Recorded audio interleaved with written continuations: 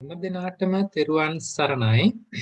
අද 2021 සැප්තැම්බර් මාසයේ 6 අපි මේ රැස්ලා ඉන්නේ ප ဋ ාණ ධම්ම සභාව මගින් පවත්වන අභිධම්මාචාර්ය උපාධි පාඨමාලාවේ දෙවන වසර සඳහා වන දේශනමාලා වලින් අද දවසට නියමිත පාඩම කරගෙන යන්නට අපි පළමුවෙන් තෙරුවන් නමස්කාර කරලා ඉඳිමු.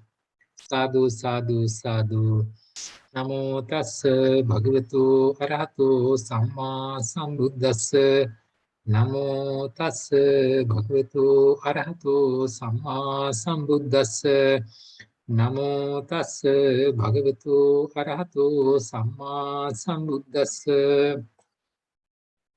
විචිත්තමති ගම්භීර මනන්ත ණය මණ්ඩිතං ප ဋ ාණං සම්මසන්තස්ස විමලාමිත බුද්ධියා යස්ස දේහානිකමින්සු සුභාචබ්බන්නරන්සියෝ නීලපීතාරත්තසේතා මංජිට්ඨාච පබස්සරා තං ලෝකනාතං සුගතං ධම්මංච ජිනසේවිතං සංඝං නිරංඝනං සෙට්ඨං නමාමි සිරසාදරං සාදු සාදු සාදු.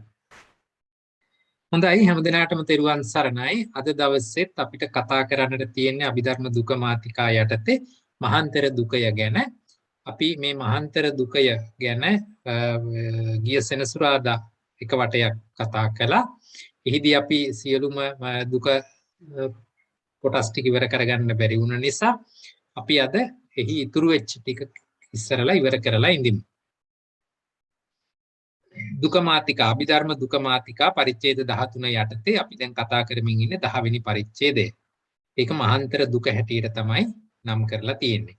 දුක කියලා එතන කිව්වේ අර ගොච්චක විදිහට නෙමෙයි එකට ඈඳුනේ නැති විවිධ පද එතෙන්ට අරගෙන තියෙන්නට පුළුවන්. ඒකේ දුකයෝ 14ක් ඉන්නවා පද වශයෙන් 28යි කියලා අපි මතක් කළා. මේ මොනවද මේ මහාන්තර දුකේ තියෙන පද 14 කියලා බැලුවා ආරම්මනා ධම්මා වලින් පටන් අරගෙන උපාදින්නා ධම්මා කියන තන් එනකන් ඒ දුකයෝ 14ක් තියෙනවා. එහෙම නැත්නම් යුගල පද 14ක් එනවා. අපි ඒකේ පළවෙනි 11 චිත්ත සංසට්ඨ සමුට්ඨානු පරිවර්තිනෝ ධම්මෝ කියන තැනට එනකන් අපි ගිය සෙනසුරාදා කතා කළා. අද අපි එහෙනම් ඊතුරු පද තුන කතා කරමු. හැබැයි ඊට කලින් මේ පසුගිය සතියේ මේ සෙනසුරාදා කතා කරපු පාඩමේ මට කෙනෙක් හෝ දෙන්නෙක් ටෙලිෆෝන් එකකින් කතා කළා. එහිදී මට තේරුණ එක දෙයක් තමයි යම් යම් තැනක පැටලිල්ලක් තියෙනවා කියලා මට තේරිච්ච දේ. ඒ අනුව වෙන්න මෙතන විශේෂයෙන් චිත්ත සමුට්ඨානා ධම්මා කියන තැන චිත්ත සමුට්ඨානා ධම්මා කියන එකේදී අපි එක පොදුවේ එකතිනික අභිධේයාර්ථ මොනවද කියලා. හරි? සමුට්ඨානා ධම්මා නෝ චිත්ත සමුට්ඨානා ධම්මානි. එනි දුකය. හරිද? ඒකේ චිත්ත සමුට්ඨානා ධම්මා වලට අපිට අභිධේයාර්ථ හැටියට ආවේ චෛතසික 52යි චිත්තද රූප 17යි. මොකද චිත්ත සමුට්ඨානා කියලා කිව්වේ සිත හේතු කොට හට ගන්නා වූ කියන අර්ථයෙනි. එහෙමනම් සිත නිසා හට ගන්න ධර්ම හැටියට අපිට ගන්න පුළුවන් වෙන්නේ චෛතසික ධර්ම ටිකයි චිත්තජ රූප 17යි. ඒක තමයි මේ පදේ අභිධේයාර්ථ හැටියට අපි අහුදාගත්තේ. අපි ඒක කියවනේ ස්කන්ධ 4යි ආයතන හැටියට බලමු මතකද කියලා ආයතන කීයද? චෛතසික 52යි චිත්තජ රූප 17යි. මෙතන ආයතන කීයක් තියෙනවද මතක් කරන්න බලන්න. ආයතන 6යි. හොඳයි. මොනවද 6? මේක දිහා ආයතන යම් ආයතන. ආයතන ධාතු හැටියට 6යි. සත්‍ය හැටියට 3යි. 3යි. මොනවද ඒ 3? දුක්ඛ සත්‍ය, සමුදය සත්‍ය, මාර්ග සත්‍ය. මාර්ග සත්‍ය. හරි. දැන් එතනදී මාර්ග සත්‍ය හඳුන්වද්දී කොහොමද අපි හඳුන්වන්නේ?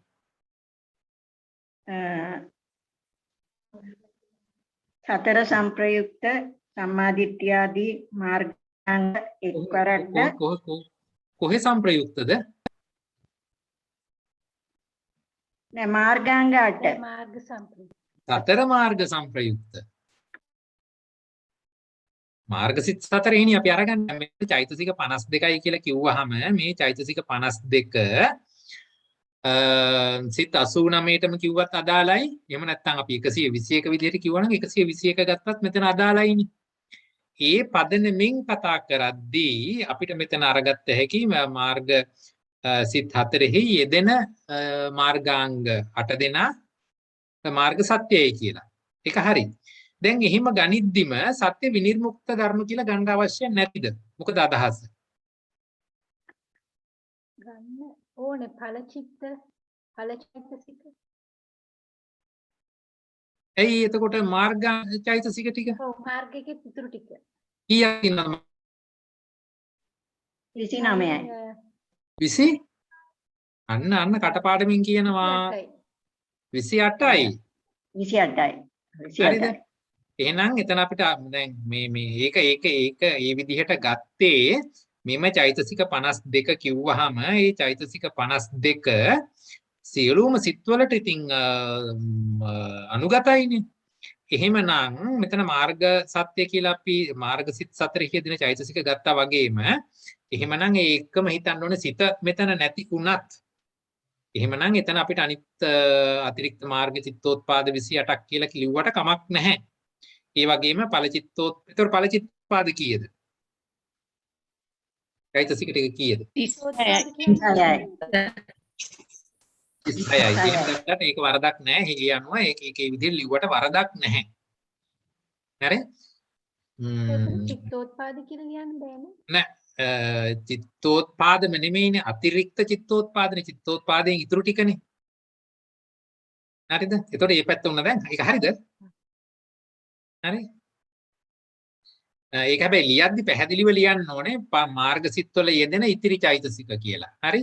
එහෙම නැත්නම් මාර්ගසිටවල යෙදිය හැකි ඉතුරු චෛතසික කියලා ඒ ටික පෙන්නත හැකි ඵලසිටවල යෙදිය හැකි ඕනනම් ඒ විදිහට ලිව්වත් කමක් නැහැ. ඊළඟට දෙවෙනි පදයේදී මේ විදිහටනේ අපි දෙයාර්ථාවේ දැන් චිත්ත සමුට්ඨානා කියලා මේ ටික නම් ආවේ නොචිත්ත සමුට්ඨානා කියලා කිව්වහම මේ දෙක හැර ඉතුරු ඔක්කොම ටික නෙන්න ඕනේ. එහෙනම් ජරතානිච්චතාත් එන්න ඕනේ. දැන් භාවනා පොතේ මේ ජරතානිච්චතා ආවේ නෑනේ. හැබැයි එහෙම ආවේ නැති වුණත් එතන නිප්පදේශයි කියලා තිබුණා. ඉතින් දැන් එතකොට දැන් සැකක් එනවනේ මේ ජරතානිච්චතා කොහොමද අපි ගත්තේ කියලා. හරිද? මේ ජරතා අනිච්චතා කාට හරි සාධාරණ උත්තරයක් කියන්න පුළුවන්ද කොහොමද මෙහෙම එකක් ගත්තේ කියලා? ඒක සාධාරණීකරණය කරන්න බලන්න. ඒක මේ මොකකින්වත් සමුත්ථාන වෙන්නේ නැහනේ. ඔව්. එතකොට දැන් සමුත්ථාන වෙන්නේ නැහැ. අන්න හරි. හරි මොකද ජරතා අනිච්චතා කියන දෙක පවතින ධර්මයන්ගේම අතුරු ලක්ෂණ දෙකක් මිසක් අහවල් කරුණ කියලා කතන්දරයක් නෑ නේතන. ඒ නිසා ජරතානිච්චතා ගන්න ඕනේ. දැන් මේ වගේ ප්‍රශ්නයක් ආපුවාම ඒ ප්‍රශ්නය විසඳන්නට අපිට අර මග්ග විහාරය යහමඳුරු එහෙම ලස්සනට විස්තර කරලා දුන්නානේ. ක්‍රම දෙකක් තියෙනවානේ. මොනවාද ඒකට කිව්වේ? ආගම දල්හීකරණයයි යුක්ති දල්හීකරණයයි. දැන් අර මෙතනද චිත්ත සමුට්ඨානා කියලා මේක ගත්තා නම් මේ දෙක විතර නම් ආවේ. එහෙමනම් නොචිත්ත සමුට්ඨානා කිව්වනම් ඊතුරු සියලුම ධර්ම ඉන්න ඕනේ කියන අර්ථයෙන් ජරතානිච්චතා මෙතෙන්ට ඉන්න ඕනේ කියන එක යුක්ති දල්හීකරණයක් විදියට ගන්න පුළුවන්. යුක්තියක් විදියට. ඒ වගේම මේ විතරක් නෙමෙයි මේකට ආගම දල්හීකරණයක් ගන්නත් පුළුවන්. ආගම දල්හීකරණය කිව්වේ පෙළ පොතෙන් අපිට උත්තර ගන්න පුළුවන්. උදාහරණයක් පෙරලන්නකෝ ඔයගොල්ලන්ගේ ධම්මසංගණී රූපකාණ්ඩයේ 671 වෙනි ඡේදය. ධම්මසංගණී රූපකාණ්ඩයේ 671 ඡේදය පෙරලන්න.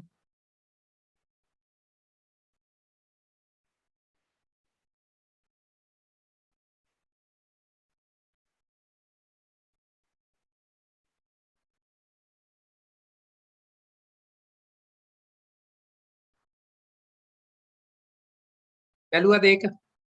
පිටුව 310. බැලුවා සර්. හරි. කියවන්න බලන්න පළවෙනි ටික.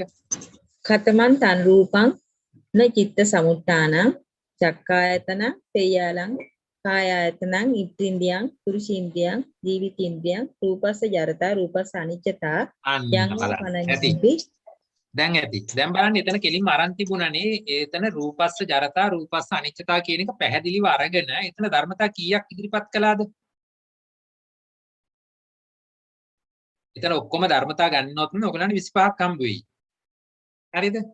ඒ ඡේදයේ මුළු ඔක්කොම ධර්මතා ටික ගන්නොත් ධර්මතා 25ක් දීලා තියෙනවා. හරිද? එතකොට මේ 25 දුන්නේ හදේ රූපේ නැතුවනේ. එතකොට එහෙනම් අපි දැන් මේ තැන් වලදී දැන් මෙතන කර්මජ රූප 20යි කියලා ගත්තේ හදේ රූපයත් එක්කනේ. එහෙමනම් මෙතනදී නොචිත්ත සමුත්ථානා කියලා මුළු එක අපි අරගත්තොත් ඒ මුළු එකට 26ක් එන්නට ඕනේ. මොකද ඡේද 671කින් 25ක් දුන්නා. එතකොට අපි ඒකට හදේ රූපයත් එක්කව කරපුවාම 26ක් කියලා අපිට පැහැදිලිව මේකේ සම්ප්‍රයුක්ත ධර්ම ටික අපිට ගන්න පුළුවන්. ඒකට අපි කියන්නේ කොහොමද? අගහිත ගහන විදිහට ගත්තාම ධර්ම 26ක් තියෙනවා. හරිද? දැන් එතකොට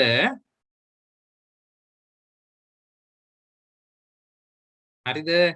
දැන් එතකොට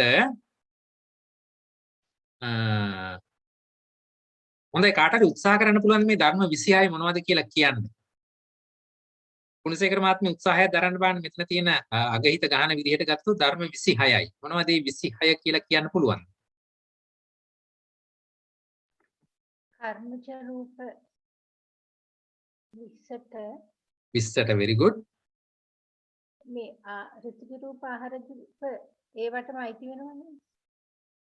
හරි එතකොට මේ 20 නැති යමක් මෙතන තිබුණොත් ඍතුජ රූප වල හරි ආහාරජ රූප වල හරි තිබුණොත් ඒක එක්කව කරන්න ඕනේ. ශබ්දය එනවා හරියට හරි 21යි. තව මොනවද තියෙන්න පුළුවන්?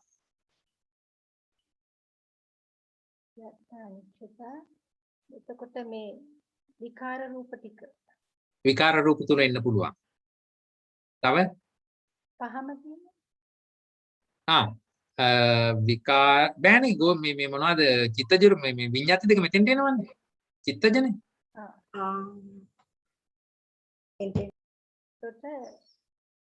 දැන් හතරක් කිව්වා තව දෙකක් ඕනේ.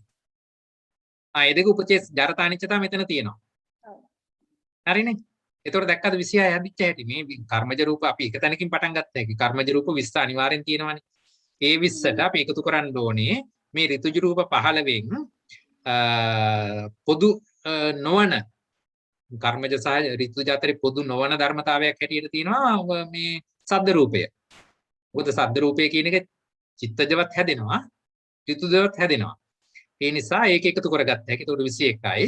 ඊළඟට මොනවද මේ විකාර රූප තුන ගත්ත හැකි. එතකොට 21යි 22 23 24යි. ජරත අනිච්චතා දෙකයි 26යි. හරිනේ. ඒ විදිහට මෙතන කර්මජ රූප 20ට හදේ වස්තුව තියෙනව නේද? තියෙනවා. එතකොට 26 කියලා ගත්තා.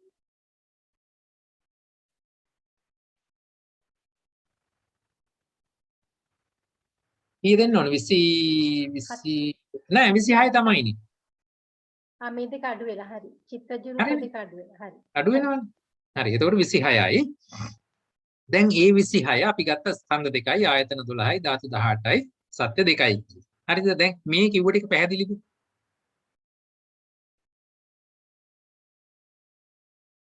හරිද? හරි. පැහැදිලි. එහෙමනම් දැන් මම ප්‍රශ්නේ අහනවා මෙන්න මෙහෙම. මෙතන පළවෙනි පදේට ආයතන 6ක් කියද්දි ධම්මායතනයේ සුකුම රූප කීයද? පළවෙනි පදේ චෛතසික 52යි චිත්තජ රූප 17යි. එතන ධම්ම අපි ආයතන 6ක් කියලා ගත්තා.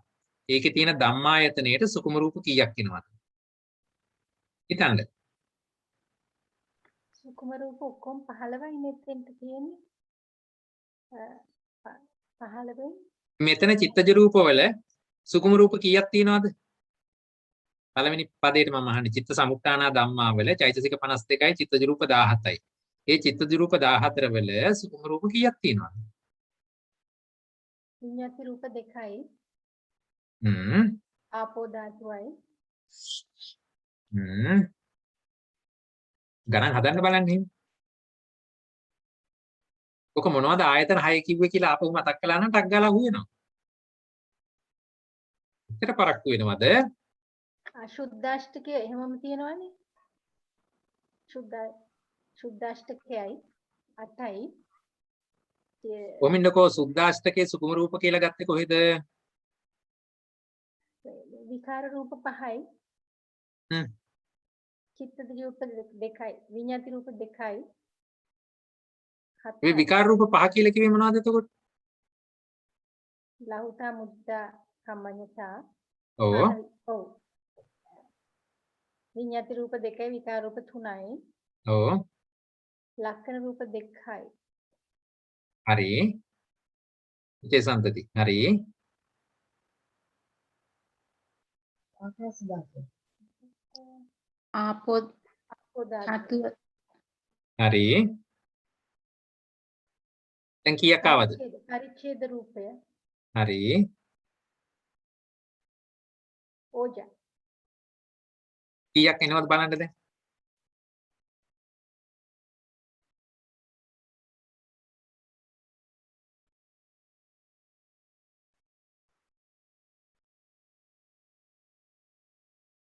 කීයද ආවේ? කීය? කොහොර කටපාඩමියේ කියන අම්මා කෙනෙක් ඉන්නවා කියන්න බලන්න.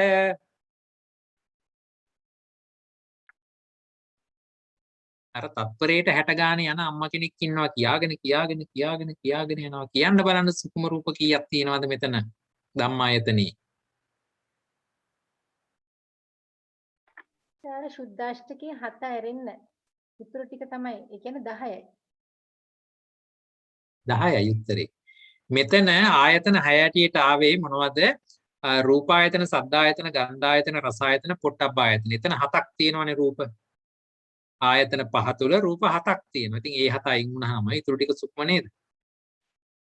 17න් 7ක් ගියාම 10යි. ඒ 10 සුකුමයි නේද? පැහැදිලිද? එතන හරි එතකොට. හොඳයි. යන්න දෙවෙනි පදේට. දෙවෙනි පදේ ආයතන 12ම තියෙනවා. එතන ධම්මායතනයේට රූප කීයක් එනවද? ඔබන කවුරුත් ඒවා ගෙදරදී හදලා නැහනේ. සුක්ම රූප 12යි නිර්වාණය. වැරදි. 6යි. වැරදි. 14යි. මොනවද 14? සුකුම රූප 16න් ජරපානිකට හැර මට අනේ කැඩි කැඩි නැහැ. හරියට කියන අනිත් අයටත් තේරෙන්නේ. සුකුම රූප 15න් 2යි අඩු වෙන්නේ. සුකුම රූප 15 කිව්වේ මොකද්ද? හදේ රූපය ඇරෙන්න. ඔව් දැන් මෙතන හදයත් එක්කනේ මම දාලා තියෙන්නේ.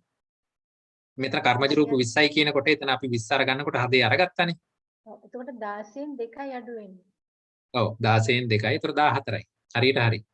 මොනවද ඒ ජීවිත රූපය, භාව රූප 2, උතුජ වශයෙන් එන සද්ද රූපය, ආපෝ තියෙනවා, ආකාශ තියෙනවා, විකාර රූප 3ක් තියෙනවා. මෙතන ජරතා අනිච්චතා 2 තියෙනවා. එතකොට එතන උපචේ සංතති 2ත් උඩින් ඇවිල්ලා තියෙනවා. මොනවාද අඩු ආහාර. හරි. ඔය කියන 14 එතන ධම්මායතනෙට යනවා. එතකොට නිර්වාණයත් එක්ක එකතු වෙලා ඒ ටික ධම්මායතන හැටියට පෙනී හිටිනවා. හරිද? මේ කිව්ව දේ පැහැදිලිද?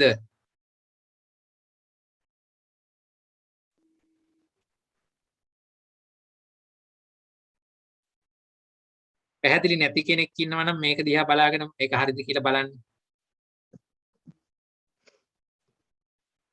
චිත්ත සමුට්ඨානවලදී මම මහා භූත හතර වෙන් කරලා අරගත්තා. පඨවි තේජෝ වායු පොට්ටබ්බය 1යි ආපෝ 1යි කියලා.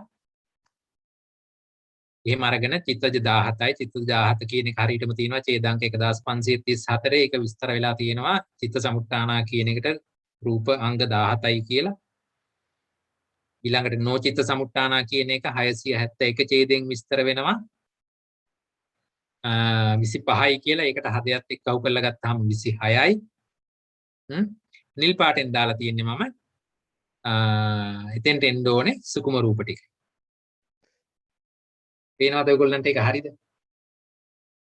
දැන් මෙතන සුකුම රූප දෙවෙනි පදයට 1යි 2යි 1යි 3යි 4යි 5යි 6යි 7යි 3යි 10යි 12යි 14යි. හරිනේ. එතකොට මෙතන මට විශේෂයෙන් කියා ගන්න ඕනේ අර අතන අපි අභිධේයාර්ථ වල ජරතා අනිච්චතා දෙකත් අරගත්තේ මේ ඡේද 671ට අනුරූපව කියන එක. ඒක භාවනා පුතේ සෝදුපත් බලලා නැති නිසා හරියට ඒක තියෙන එතන printing mistake එකක් විතරයි. පෙළ පොතට අනුව මෙතන 671 ඡේදයට අනුව ජරතා අනිච්චතා ගන්න ඕනේ. ඒ අනුව ධම්මායතනයේට දෙවෙනි පදේ හැටියට සුකුම රූප 14ක් එනවා. පැහැදිලි දෙයක්.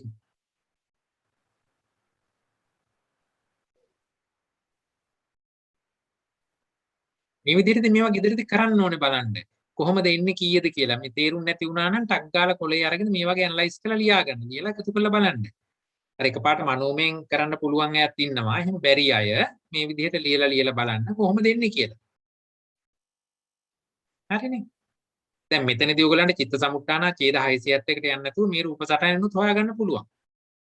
හරිනේ. චිත්ත සමුට්ඨාන ටික මෙහිමයි නොචිත්ත සමුට්ඨාන ටික එහෙම නම් ඉතුරු ටික ගලපලා අරගන්න. හරි. ඒකට කාලය යතිනේ. එහෙමනම් අපි යන් දැන් අද දවසේ කොටසට අද අපිට කතා කරන්න තියෙන්නේ එහෙනම් අජ්ජත්තික ධම්ම සහ බාහිරා ධම්මා කියන 12 වෙනි පදයට. 12 වෙනි දුකයට. මෙතන පද දෙකයි අජ්ජත්තිකා ධම්මා බාහිරා ධම්මා. හරිනේ. දැන් මෙතනදී අපිට අජ්ජත්තික කියලා පදයක් මීට කලින් හම්බ වුණාද? හම්බෙලා තියෙනවද? කොහෙද හම්බුනේ? ත්‍රිවිධේන රූප සංග්‍රහය. ත්‍රිවිධේන රූපවලදීත් හම්බ වුණා. තව තැනකදී හම්බ වුණා. ටික මාතිකාවලදී හම්බුන්නේ නැද්ද? අජ්ජත්තික ත්‍රිකය කියලා එකක් හම්බුණානේ. අජ්ජත්තා ධම්මා, බහිද්ධා ධම්මා, අජ්ජත් බහිද්ධා ධම්මා කියන. එහෙමත් හම්බ වුණා. දැන් මෙතන අරගන්නවා අජ්ජත්තිකා ධම්මා, බාහිරා ධම්මා කියලා පස් දෙකට ගොනු කරලා ඒක පෙන්නනවා. අපි මෙහිම මේ ධර්මතා කතා කරද්දී මේ අජ්ජත්තික කියන පදයට විවිධ අර්ථ තියෙන වග භාවනා පොතේ විස්තර වෙනවා. අපි එතෙන්ට ගිහිල්ලා බැලුවොත් භාවනා දෙවෙනි පොතේ පිටු අංක 135 හතරවෙනි ඡේදයේ පෙරලා ගන්නකො. භාවනා දෙක පොතේ පිටු අංක 135 හතරවෙනි ඡේදයේ. එතන විස්තර කරනවා මේ අජ්ජත්තික පදයට දෙන අර්ථ හතරක් ගැන. ගෝචරජ්ජත්තික කියලා එකක් කතා කරනවා. එතනදී අරගන්නේ රූප ශබ්ද ආදී අරමුණු 6. එතකොට රූප ශබ්ද ගන්ධ රස පොට්ටබ්බ කියන ආරම්මන 6 ගෝචර. මේක ගෝචර රූපනේ. ඒ අර්ථයෙන් ඒක ගෝචරජ්ජත්තික කියලා අරගත්තා. අජ්ජත්තික ආයතන වලට ගෝචර වෙන්නා වූ අර්ථයෙන් ගෝචරජ්ජත්තික කියලා රූප ශබ්ද ගන්ධ රස පොට්ටබ්බ කියන අරමුණු 6 ගත්තා. නියකජ්ජත්තික කියලා අර්ථයක් දුන්නා. එතනදී අපි අරගත්තේ ඒක තමයි ත්‍රිකයේදී ගත්තේ මේ ත්‍රිකමාතිකාවලදී ගත්තේ. සක්‍රීය సంతාණයට අයත් නාම රූප සියල්ලනේ අපි එතනදී අරගත්තේ. ඒ කියන්නේ අපි අජ්ජත්තා ධම්මා කියන පදේට සිත 89යි චෛතසික 52යි රූප 28ම අරගත්තානේ. අජ්ජත්තික ත්‍රිකයේදී අභිධේයාර්ථ මතකනා සිත 89යි චෛතසික 52යි රූප 28යි අරගත්තා. එතකොට එතන අරගත්තේ ස්වකීය సంతාණයට අයත් සියලුම නාම රූප ධර්ම ටික. සියලුම ධර්ම කිව්වොත් සිත 89ම අදාළ වෙන්න පුළුවන්. චෛතසික 52ත් එතකොට එතනම වෙනවා. රූප 28මත් වෙන්න ඕන. ඒ තමයි අපි ත්‍රිකේදී කතා කරපු විදිය.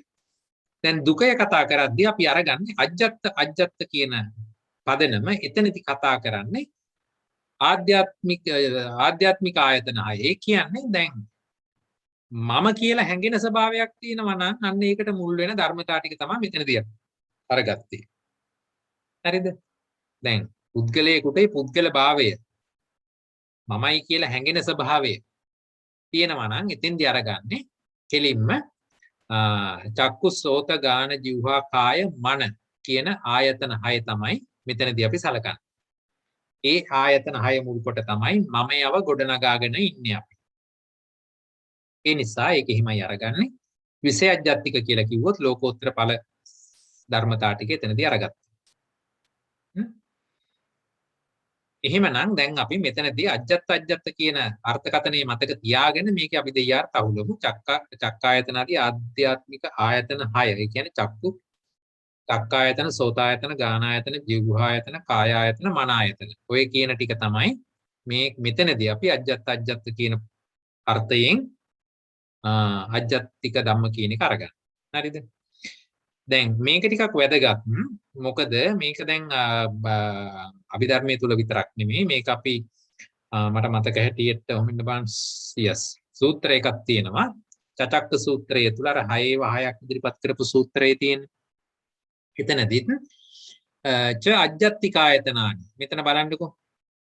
ච අජ්ජත්තිකානි ආයතනානි කියලා කෙලින්ම මේ 6 තමයි ඉදිරිපත් කරලා තියෙන්නේ. චක්කායතනේ, සෝතායතනේ, ගානායතනේ, ජීවායතනේ, කායායතනේ, මනායතනේ. ඒක තමයි අර මම කියන ස්වභාවය ඇති වෙන්නට මූලික වෙන්නේ. ඒක විශේෂය තමයි මනායතනය ඇතුළතින් අරගෙන තියෙනවා.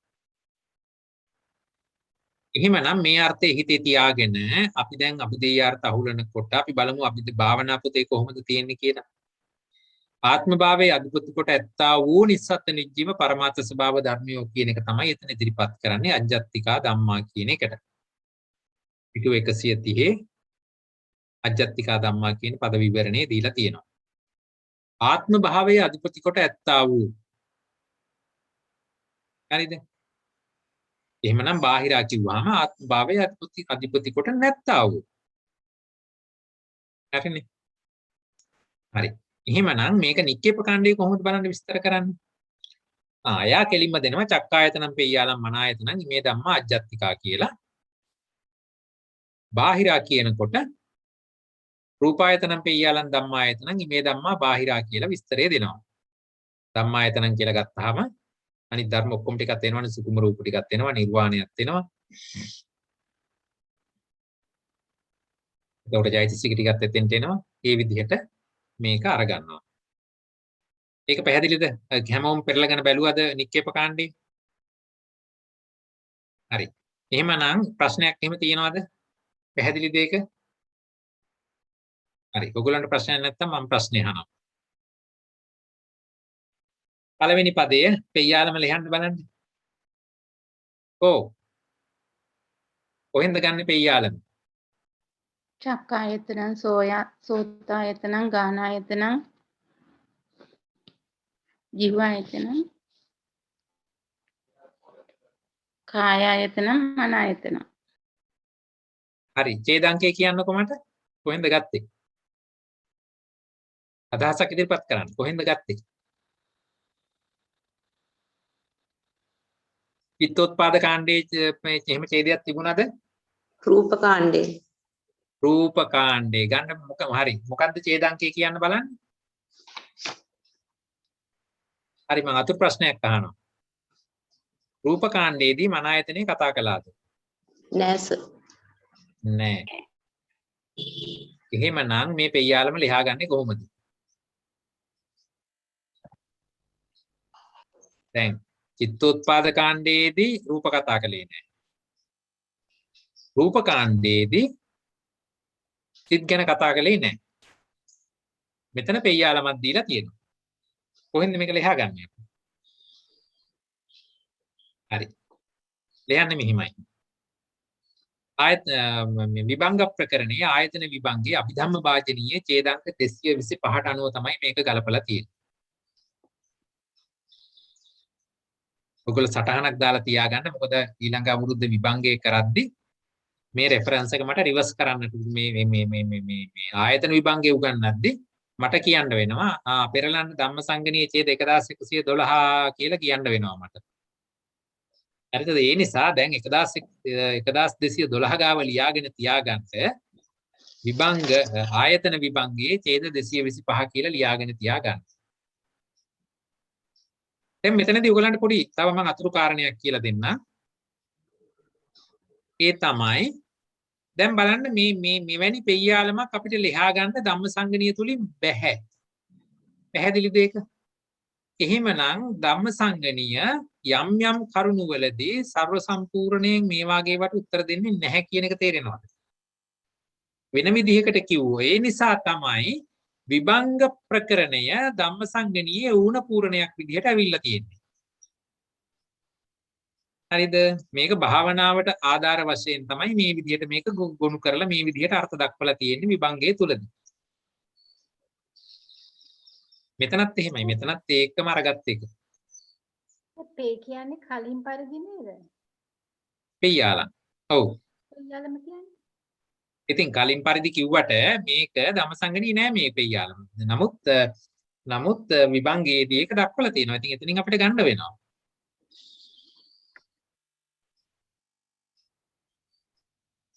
මෙතන වඩා සාර්ථකයි චක්කායතනම් පෙయ్యాලං කායායතනං මනායතනං කියලා දුන්නා නම් අන්න ධම්මසංගණී තුලින් අපිට බේර ගන්න තිබ්බා. නමුත් මෙතන පෙయ్యాලම මේක ලියලා තියෙන විදිහට සිංහල පැත්තට තියෙන්නේ. 212 නේද? ඔව්නේ. හරි. ඒ නිසා අපිට ඒක විභංගයෙන් අරගන්න වෙනවා මේ විදිහට. ඔන්න ඒකත් මතක තියාගන්න. හොඳයි. එහෙමනම් අට කතා කාණ්ඩයේදී ඒත් අර විදිහටම තමයි උත්තර දෙන්නේ. ඡේද 1546 අජ්ජත්තිකා ධම්මා කියනකොට චක්කායතනම් පෙయ్యాලම් මනායතනම් කියලා එතන විස්තර කරලා දෙනවා. හරිද? බාහිර ධම්මා කියනකොට රූපායතනම් පෙయ్యాලම් ධම්මායතනම් කියලා විස්තර කරලා දෙනවා. හරිද?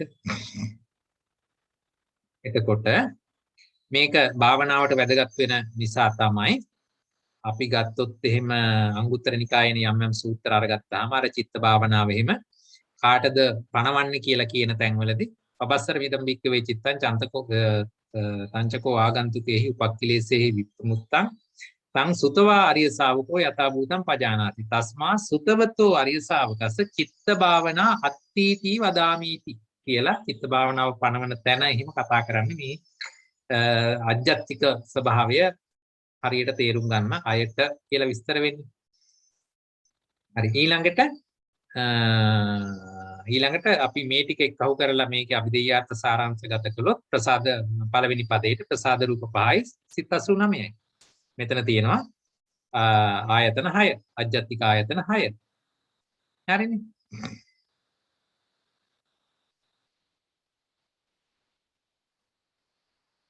දෙවෙනි පදේ අරගත්තාම එනං ඊටු ටික බාහිර ධම්මා කියනකොට චෛතසික 52යි රූප දැන් කීයක් දෙන්න ඕනද මෙතෙන්ට 28න් මෙතන පළවෙනි එකට 5ක් ගියා නම් මෙතන 23ක් එන්න ඕන නිර්වාණය. මේ විදිහට චෛතසික 52යි රූප 23යි නිර්වාණයයි හැටියට එතන විස්තර වෙනවා. ස්කන්ධාදී ભેදේ හරි ඔයගොල්ලෝ අර මම දැන් කලින් කතා කරපු ඒවා ගැන සැලකිලිමත් වෙන්න. නිර්වාණයේ තියෙන තැනදී ස්කන්ධ ભેදයේදී නිර්වාණයේ ස්කන්ධ විනිර්මුක්තයි කියලා ඉතින් ලියන්න ඕනේ. මට හැමතිස්සෙම ඕක මම කියන්නේ නැහැ. ඒවා ඉතින් මතක තියාගන්න ඕනේ. හරිද?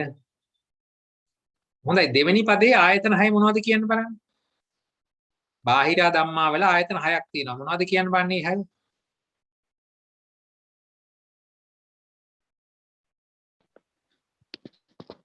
රූපායතනේ, ශබ්දායතනේ, ගන්ධායතනේ, රසායතනේ, පොට්ටබ්බායතනේ, චෛතසික 52යි, සුක්කුම රූප 16යි, නිර්වාණ ධාතුවේ ධම්ම ආයතනේ. චෛතසික 52යි, සුකුම රූප 16යි, නිවනයි ධම්මායතනෙ. ගොඩක් හොඳයි. හොඳයි සත්‍ය හතරේදී දුක්ඛ සත්‍ය මොනවද කියලා කියන්න බලන්න මට දෙවෙනි පදයට අදාළව. බාහිර ධම්මාවල සත්‍ය හතරම තියෙනවා. එහෙනම් දුක්ඛ සත්‍යයට මොනවද දෙන්නේ කියලා කියන්න බලන්න.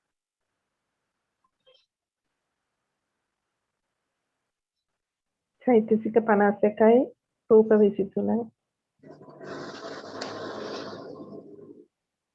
ලකුණු හම්බ වෙන්නේ කීයක් දෙන්නද? 50ක්වත් තමයි දෙන්න වෙන්නේ. ඊටත් අඩුද මන් දන්නේ.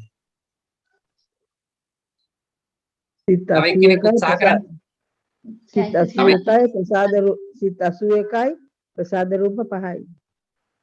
ඉතින් මේ දෙවෙනි පදයේ අභිධේයාර්ථ තුල සිත් කිසිවක් නැති තැන ඔබතුමිය කියනවා සිත් 81ක් තියෙනවා කියලා. වැරදි. තව එක්කෙනෙක් උත්සාහ කරන්න. චෛතසික 52යි රූප 23යි වැරදි. මගේ ප්‍රශ්නය චෛතසික 51යි. බාහිරා ධම්මා යටතේ දුක්ඛ සත්‍යයට එන අවිදේයාර්ථ ටික කියන්න. ලෞකික සිත්වල චෛතසික 51යි. ලෞකික සිත් වල කියන්න එපා. ලෞකික සිත් 81 යෙදෙන චෛතසික 51 ලෝභය වර්ජිත චෛතසික 51 රූප 23 දුක්ඛ සත්‍ය. ඉතින් ඕක කියාගන්න බෑනේ තාම. හරිනේ. එතකොට සමුදය කියන්නේ සමුදය සත්‍ය වෙන්නේ ලෝභ චෛතසිකේ, නිරෝධ සත්‍ය වෙන්නේ නිවන. නිර්වාණ ධාතුව නිරෝධ සත්‍ය. ආර්ය අෂ්ටාංග මාර්ගයේදී චෛතසික 8 මාර්ග සත්‍ය. හරි. එතකොට විනිර්මුක්ත ධර්මත් ඒ විදිහට දක්වන්න. කොහොම දෙන්නේ කියලා ඒ චෛතසික 52 අපි දැන් කලින් කියුවේ ඒ විදිහට ඒක දැක්වුවට කමක් නැහැ.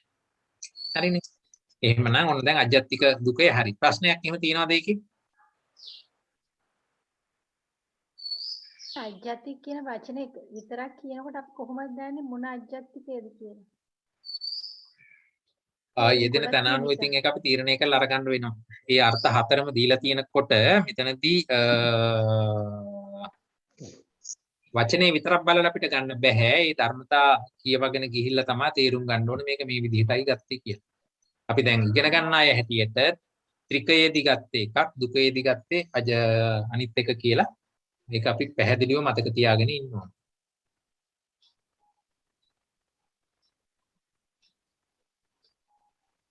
හරි. එහෙමනම් අපි ඊළඟ පදයට යමු. ඊළඟට තියෙන්නේ උපාදා ධම්මා නෝඋපාදා ධම්මා. අපිට මේක මීට කලින් හම්බ වෙලා තියෙනවද? හම්බ වුණා. රූපකාණ්ඩයේදී හම්බ වුණා. හරිද? හරි. එහෙමනම් භාවනා පොතේ බලමු කොහොමද අර්ථය දීලා තියෙන්නේ කියලා. පිටු අංක 131.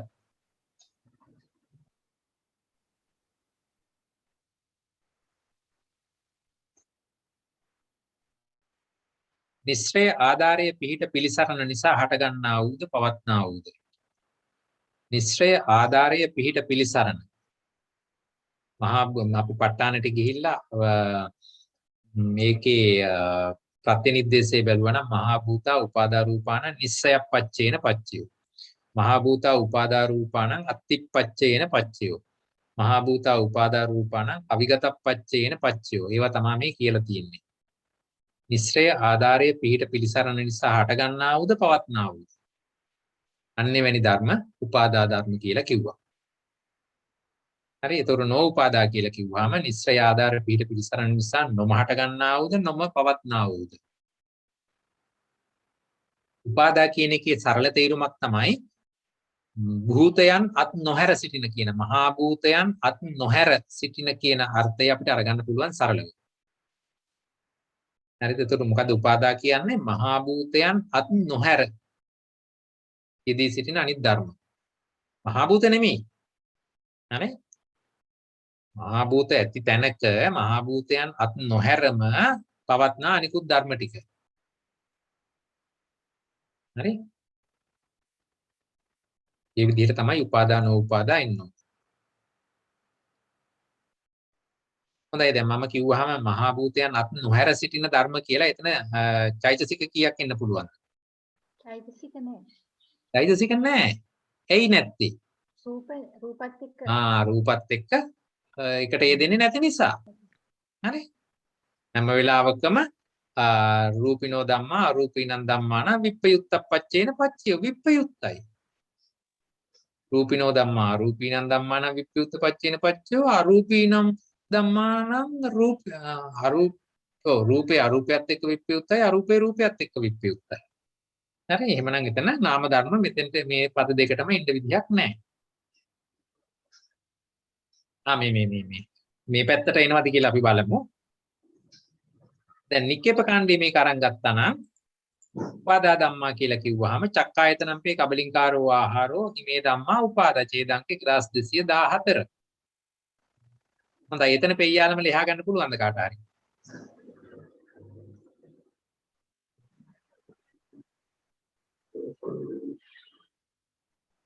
එකනම් භූත ටික නැතුව ඉතිරි රූප ටික.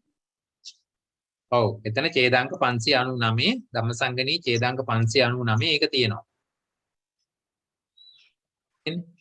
චක්කායතනං සෝතායතනං මේ විදිහට කියාගෙන ඇවිල්ලා අන්තිමට ඉවර කරලා තියෙන්නේ කබලින්කාරෝ ආහාරෝ කියලා. ධම්මසංගණී ඡේද 599.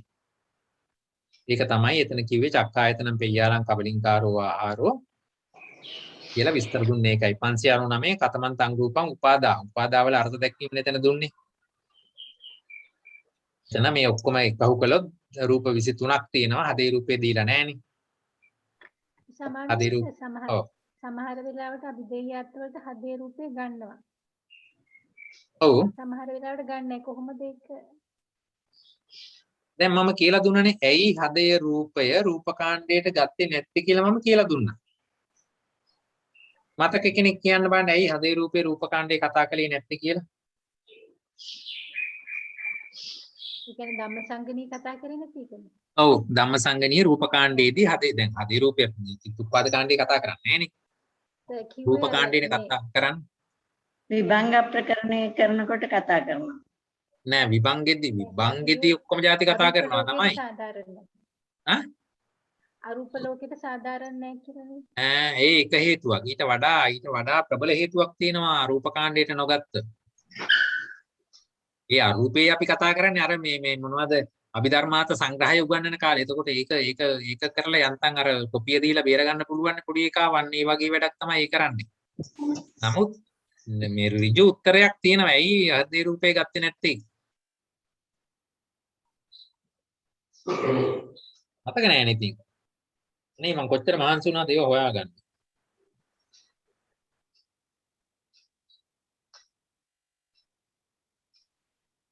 ඒ කියන්නේ ඔයගොල්ලෝ එකට අඩු ගන්න සටහනක්වත් දාගෙන නැහැ මට තියෙන්නේ. මේක පච්චාන ප්‍රකරණේ දක්වලා තියෙනවා. මම අහන්නේ ධම්මසංගණියට ගත්තේ නැති හේතුව ධම්මසංගණිය තුලින් මම කියලා දුන්නා. ඒක හෙව්ව හොයාගන්න බැරුණා මට මතකයි සර් කිව්ව මොකක් හරි අභිදේයාර්ථ වලට ප්‍රශ්නයක්. කොතනද ඒක තියෙන්නේ? පාදවල දැන් කියන හැකි නිසා. මොකක් හරි අභිදේයාර්ථ අහනකොට ඒකට මේ ගැලපුණේ නැහැ. තියෙන්නේ. මොකේද ප්‍රකීර්ණක දුකේ ආරම්භ බලන්න.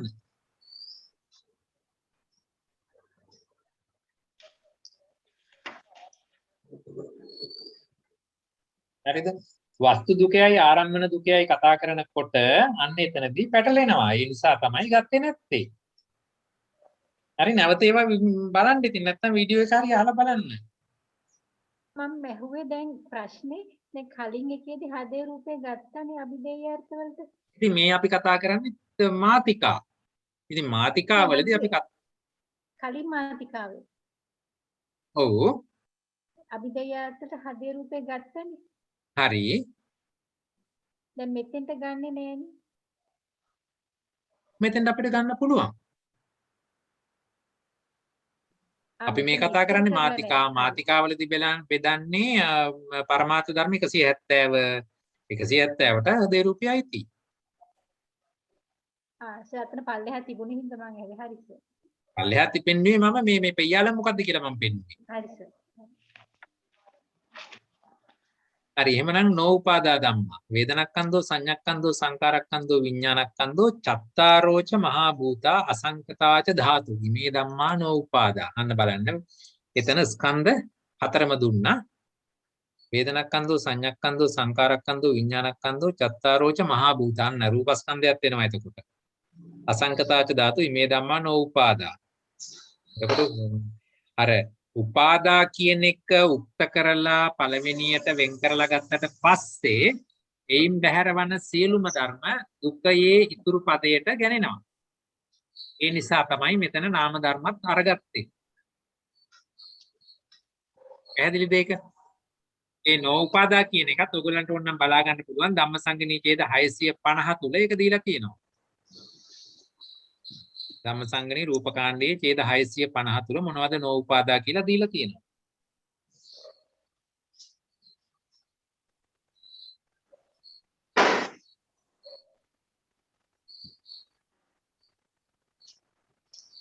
එතන දැන් රූපකාණ්ඩයේ කතා කරන්නේ රූප විතරක් නිසා එතනදී රූප ටික විතරයි ආවේ. එතකොට තමන් දක්ෂ වෙන්න ඕනේ අනිත් ටික ගලපලා අරගන්න. හරිනේ. හොඳයි. දැන්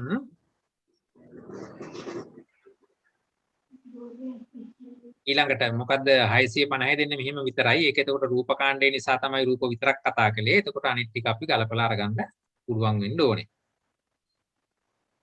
අට කතා කාණ්ඩයට ගියත් ඒකමයි උත්තරේ හම්බ වෙන්නේ.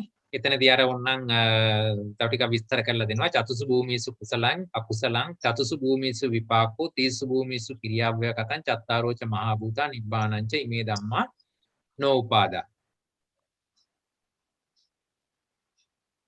හරිද? මේ දෙවෙනි පදේ මේ නෝපාදාය 1549 ඡේදය කියවන්න බලන්න එක්කනේ.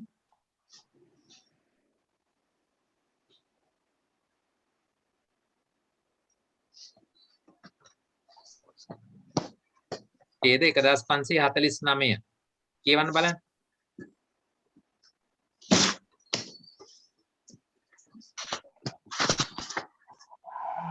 මම ඇහෙනව නේද? මේ ධම්ම නෝපාදා ඔව්. චතුසු භූමිසු කුසලං අකුසලං චතුසු භූමිසු විපාකෝ තීසු භූමිසු කිරියාව්‍යාකතං චත්තාරෝච මහා භූතා නිබ්බානංච ඉමේ ධම්මා නෝපාදා. හරි. කොහොමද එතන පටන් ගත්තේ? මේ වාක්‍ය කොහොමද පටන් ගත්තේ? චතුසු භූමිසු කුසලං චතුසු භූමිසු කිව්වේ ඇයි? භූමි හතරේ භූමි හතරේ. එතකොට චතුසු භූමිසු කුසලං කිව්වම කුසල සිත් කීයක් එනවද? චිත්තෝත්පාද කීයක් එනවද? 21ක්.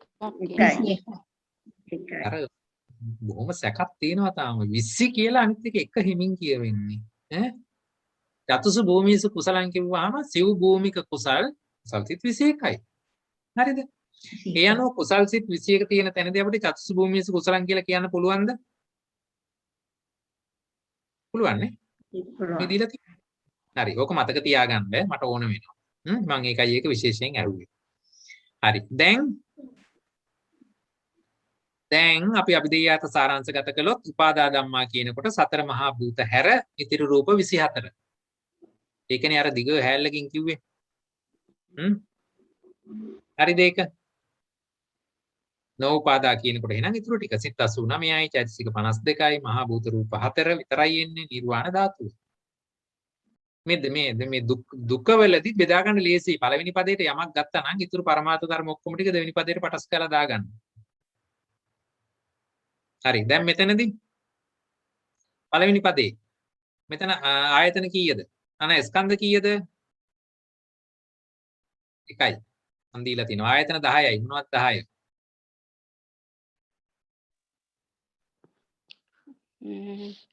චක්කායතනය, සෝතායතනය, ගානායතනය, ජීවායතනය, කායායතනය, රූපායතනය, ශබ්දායතනය, ගන්ධායතනය, රසායතනය, ධම්මායතනය. හරි. මොනවද උතර නැති උනේ?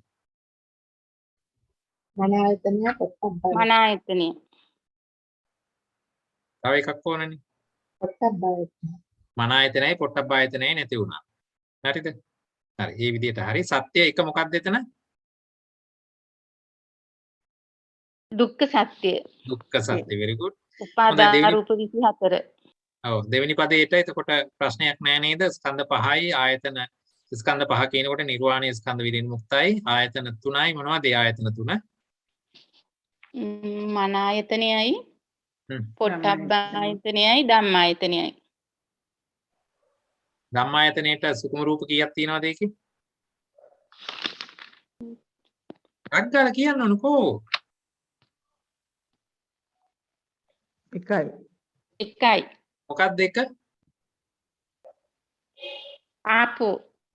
ආපෝ. හරි. එතකොට තව නිර්වාණයක් ධම්මායතනයට යනවා රූප හැටියට ආවේ ආපෝ. හරි.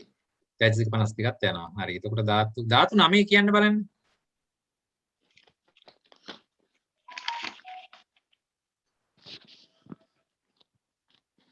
ධාතු, සෝත ධාතු, ගාන ධාතු, ජීවා ධාතු, කාය ධාතු.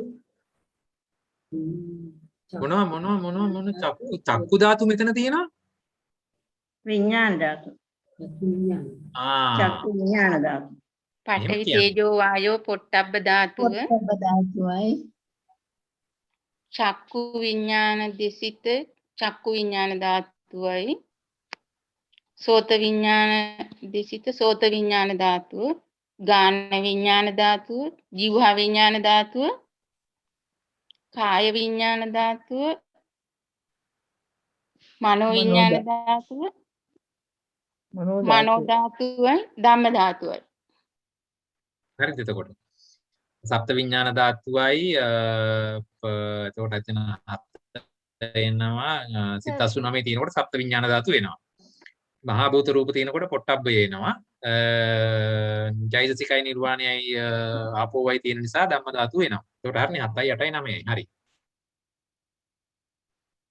හරි මේක එතකොට උපාදාන උපාදා දුකේ පැහැදිලිද මේ දැන් ඔය උත්තර දෙන්නේ එකම කණ්ඩායමක් විතරයි අනිත් අයට තේරෙනවද තේරෙන්නේ නැත්නම් නැහැ කියලා කියන්න ඕනේ හොඳේ මේ ඊට පස්සේ ටෙලිෆෝන් කරලා ඇහුවත් ඉතින් මට කමක් නැහැ හැබැයි ඊට වඩා ඇයි පන්ති වෙලාවෙදී ඒක විසඳ ගන්න නැත්තේ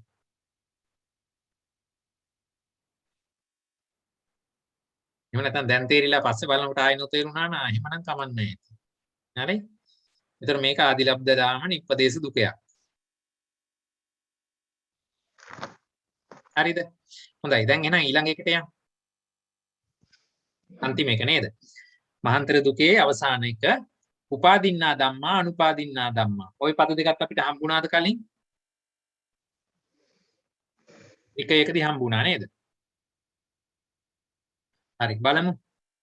මෙතනදී උපාදින්නා ධම්මා කියලා කිව්වහම භාවනා පොතේ 132 පිටුවේ විස්තර විලාප කරලා දෙනවා. උපාදින්නා තෘෂ්ණා දෘෂ්ටින් විසින් ගන්නාලද අරමුණක් අනුව කර්ම ක්ලේශයන් විසින් ස්වකීය ඵල භාවයෙන් ළඟා කොට ගන්නාලද වූ නිස්සත්ත්ව නිජීව පරමාර්ථ ස්වභාව ධර්මියෝ ඇත්තාහ කියලා එතන විස්තර කරලා දෙනවා. ඒතර මොකද්ද මේ කිව්වේ? පදේ මොකද්ද? උපාදින්නා. උපාදින්න කිව්වේ මොකද්ද? උප ආදින්න. දැඩි කොට ගන්නාලද අරමුණක් අනුව රැස් කළ කර්මයක ප්‍රතිඵලය. උප කියලා කිව්වේ දැඩි කොට අරගන්න ස්වභාවයක් නේ.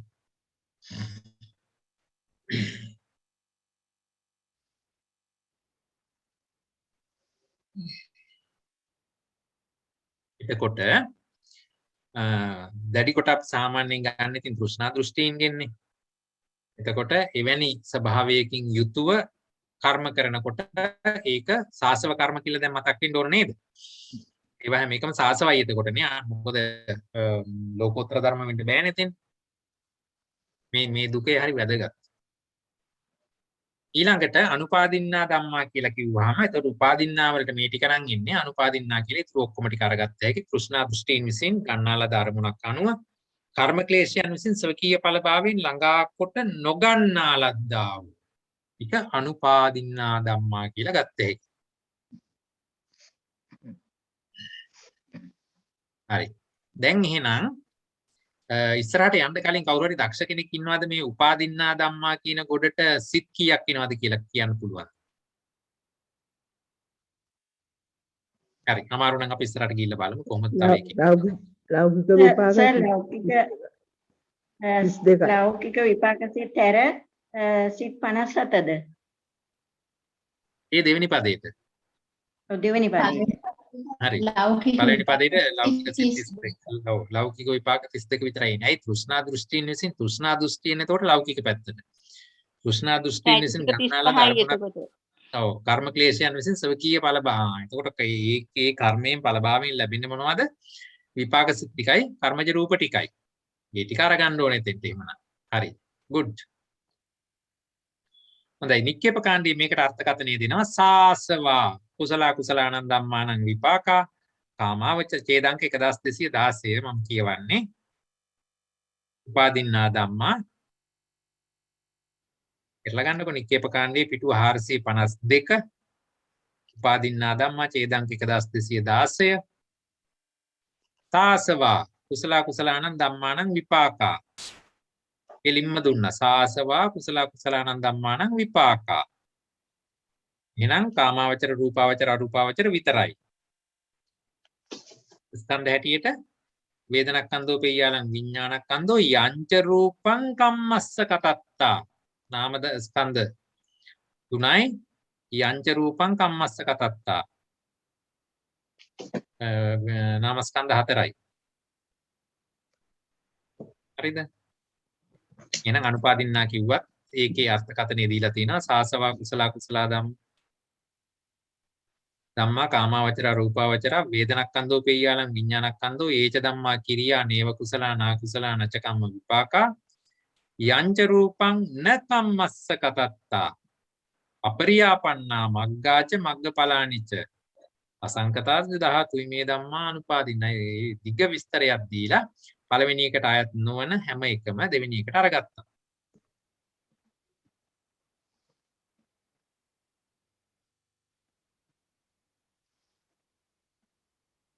හරි අට කතා කාණ්ඩය බලමු ඒත් මේ වගේම තමයි ඇත්තේ තීසු භූමිසු විපාකෝ යංච රූපං කම්මස්ස කතත්තා මේ ධම්මා උපාදින්නා ඡේදාංක 1550 අට කතා කාණ්ඩයේ පිටුව 542 ඡේදාංක 1550 කතමේ ධම්මා උපාදින්නා තීසු භූමිසු විපාකෝ යංච රූපං කම්මස්ස කතත්තා තුන් භූමියේ විපාකස්ද යම් කර්මජ වූ රූපයක් වේද ඒ ටික උපාදින්නයි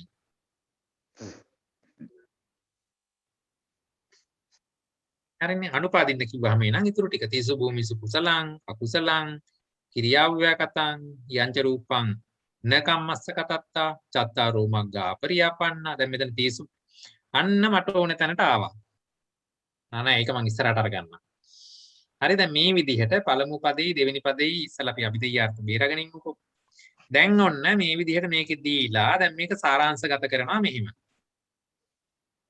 උපාදින්නා ධම්මා එතකොට ලෞකික විපාක සිත් 32යි තත් සම්පයුක්ත චෛතසික 35යි කර්මජ රූප 20යි ඔන්න උපාදින්නා ධම්මා එතකොට ඒක ස්කන්ධ 5යි ආයතන 11යි ධාතු 17යි සත්‍ය 1යි මොකක්ද අඩු උනේ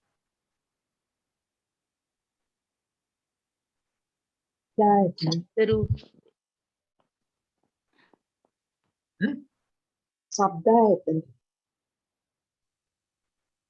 සද්දායතනේ අඩු වුණා හරි එතකොට අනුපාදින්න ධම්ම හැටියට අර ඔක්කොම ටික ගන්න එපා අට කතා කාණ්ඩයේ කිව්ව විදිහට කුසල් සිත් 21යි අකුසල් සිත් 12යි ක්‍රියා සිත් 20යි ලෝකෝත්තර විපාක සිත් 4යි හරි සත් සම්පයුක්ත චෛතසික දැන් මෙතන ලෞකික විපාක සිත් 32 පළවෙනි පදයට ගියා එහෙනම් ලෝකෝත්තර විපාක සිත් 4 දෙවෙනි පදයට ආවා එතකොට මේ ධර්ම තුල මෙතන සිත් 57ක් තියෙනවා අකුසල 12ක් තියෙනවා එහෙමනම් චෛතසික 52ම එනවා දැන් කර්මජ රූප ටික පළවෙනි පදයට ගත්තා නම් කර්මජ නොවූ රූප න කම්මස්ස කතත්තා ඒ රූප 19ක් එනවා එතකොට ඒ ටික අරගත්ත හැකි මෙතෙන්ට ඒකේ අට කතාවේ සාමාන්‍ය ඵල කියලා තියෙනවා නේද සාමාන්‍ය ඵල ඉතින් ඒක තමයි ලෝකෝත්තර විපාක සිත් 4 කියලා ගත්තා හරියි හරිනේ ඇයි කෙනෙක් මහාන වෙන්නේ ශ්‍රමණියෙක් වෙන්නේ ඇයි ශ්‍රමණ භාවයේ ඵලය මොකක්ද ලෝකෝත්තර විපාක සිත් 4 ඇති කරගන්නේ හරිනේ හරි එහෙනම් ස්කන්ධ 5යි ආයතන 3යි ධාතු 9යි සත්‍ය 4යි පැහැදිලිද ඒක උපාදින්න කියලා කිව්වේයි තෘෂ්ණා දෘෂ්ටි වශයෙන් අපි අරමුණු කරලා උපදින කර්මයකින් ලැබෙන ඵල එහෙනම් ඒවා හැර ඉතුරු ඔක්කොම ටික අනුපාදින්න ඒ අනුව වෙන අභිධේයාර්ථ අහුලපු හැටි ඒ අනුව ස්කන්ධ ආදී ભેදේ හරි හරිනේ කාට හරි මෙතන කියන්න පුළුවන් ද බලමු අපි ප්‍රශ්නේ අහලා දෙවෙනි පදේ දෙවෙනි පදේ කර්මජ නව රූප 19 කියන එක ඔයගොල්ලෝ නම් එතන සටහනක් දාලා තියාගන්නකෝ ධම්මසංගණී ඡේද 657 අට කතා කාණ්ඩයෙන් ගන්නවා නම් 1551 රූප කාණ්ඩයෙන් ගන්නවා නම් 657 අට කතා කාණ්ඩයෙන් ගන්නවා නම් 1551ද කොහෙද එන්නේ හරි ඒක ලියා ගන්න මොකටද ලියාගත්තේ කර්මජ නොවූ රූප 19 කියන එක කොහොමද ගත්තේ? අන්න තියෙනවා තැන. රූපකාණ්ඩයේ ඡේදාංක 657න් ලේසියෙන් අරගන්න පුළුවන්. ඕක නෙමෙයි මම දේට දාලා ගත්තේ. ඕක මට වැඩ කර හරි ඊළඟට මේක මේ 19 තව විදිහකට අරගත්ත හැකි. දැන් මෙතන කර්මජ නොවූ රූපනේ අරගන්නේ. ඒකාන්ත කර්මජ රූප කීයක් තියෙනවද?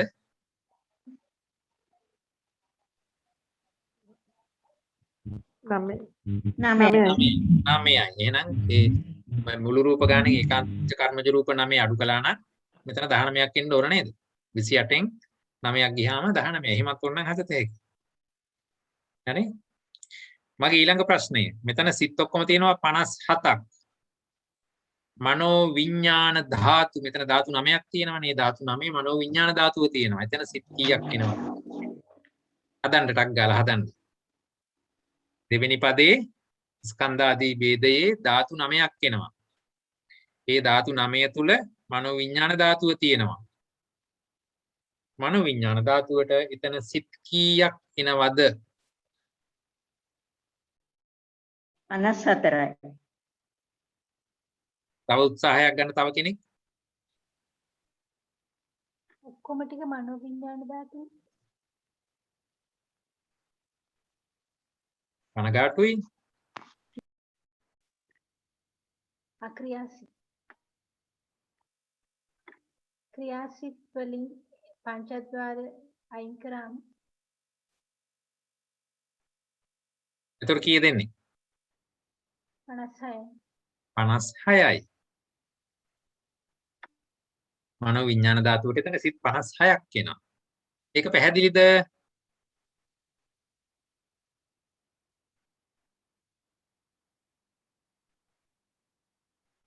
පැහැදිලිද? ඔය කතා නොකරන අය සර් නැවත පැහැදිලි කරන්න. හරි ඔන්න ගුණසේකර මහත්මිය පැහැදිලි කරලා දෙන්න. දැන් ක්‍රියාසිත වල පංචද්වාර වර්ජනය තියෙනවානේ. ඒකයි වෙන්නේ මනෝ ධාතුවට. මෙතන ක්‍රියාසිත 20ක් තියෙන. කියන්නේ මුළු ඔක්කොම ක්‍රියාසිත 20යි තියෙන්නේ. ඒ ක්‍රියාසිත 20 තුල තියෙනවා පංචද්වාර වර්ජනය. ඒ පංචද්වාර වර්ජනය කියන්නේ මනෝ ධාතු සිතක්නේ. හරිද? එතකොට ඒක එතනින් අයින් වෙන්නට ඕනේ. අනිත්ව බලන්න කුසල් සිත් 21ම මනෝ විඥාන ධාතු. අකුසල් සිත් 12ම මනෝ විඥාන ධාතු. කිසි ප්‍රශ්නයක් නැහැ. හරි? ක්‍රියාසිත වලින් අපිට අයින් කරගන්න තියෙන්නේ මනෝ ධාතුවට යන්නේ පංචද්වාර වර්ජනේ විතරයි. හරි එහෙනම් එයා අයින් කරපුවාම ඉතුරු ඔක්කොම ටික මනෝ විඥාන ධාතු. දැක්කද?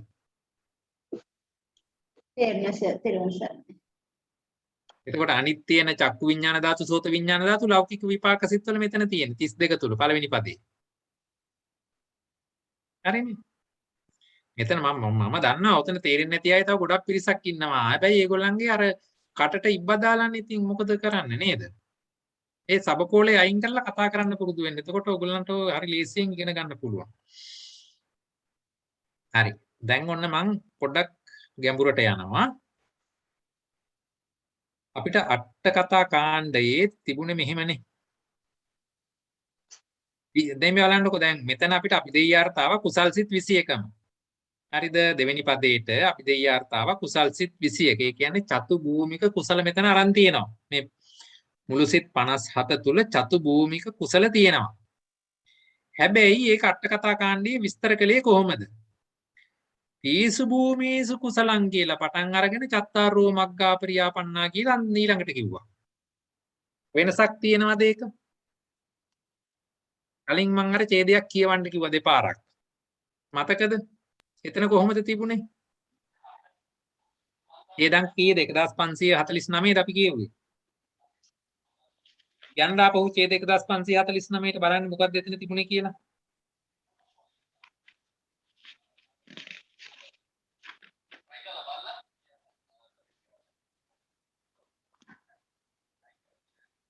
දැන් එතන කුසල් සිත් 21 ෙද්දී කොහොමද තිබුණේ? චතුර්භූමික කුසලයේ. චක්සු භූමීසු කුසලං කියලා තිබුණා. ඇයි මෙතන මෙහෙම කැඩුවේ?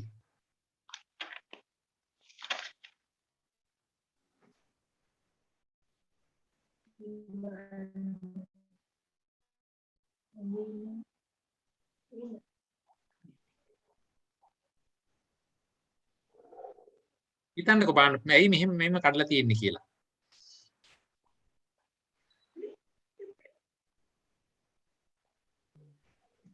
බොහෝ ගැඹුරකට යන්න පුළුවන් තැනක්. හරි ඒක මෙහෙමයි. මෙතනදී මේ උපාදින්න අනුපාදින්නා කියන එක මේ පද දෙක හරි වැදගත්. හරි මෙතනදී මේකේ අභිධේයාර්ථ බෙදලා තියෙන්නේ ත්‍රිකය අනුව ත්‍රිකය පාදක කරගෙන තමයි මේක පෙරලා ගන්නත් ඔයගොල්ලන්ට ඉතින් සාරාංශයක් නැතුව ඇති මං හිතන්නේ නේද? මොකක්ද මේ ත්‍රිකය? උපාදින්න ත්‍රිකය.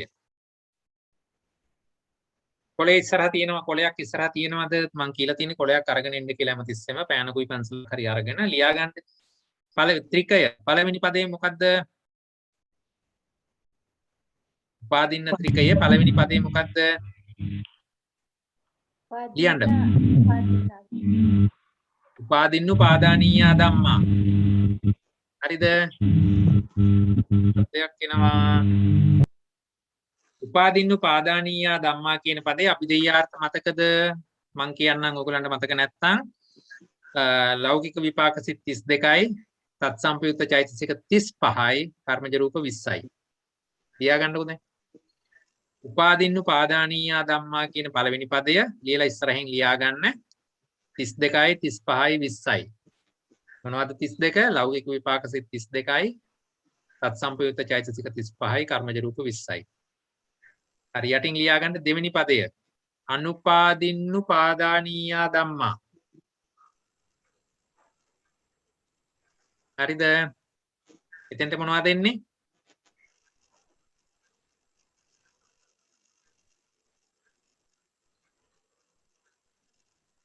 කුසල් සිත් නෑ අකුසල් සිත් 12යි අකුසල් සිත් 12යි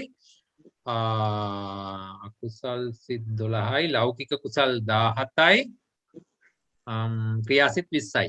එතකොට කීයද එන්නේ? 20යි 30යි 40යි 49යි. තත්සම්පයුක්ත එතකොට එතන චෛතසික 52ම එනවා. ඊළඟට පළවෙනි පදයට කර්මජ රූප කිය නිසා කර්මජ නොවන රූප ඔක්කොම ටික එනවා එතෙන්ට. එහෙමනම් කර්මජ නොවන රූප කිව්වහම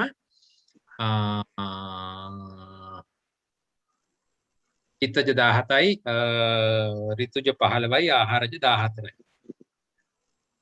හරිද? දෙවෙනි පදේ අනුපාදින්නු පාදානීයා වලට මොනවද ගත්තේ? අකුසල් සිත් 12යි කුසල් සිත් ලෞකික කුසල් 17යි ක්‍රියාසිත 20යි එහි යෙදෙන චෛතසික 52යි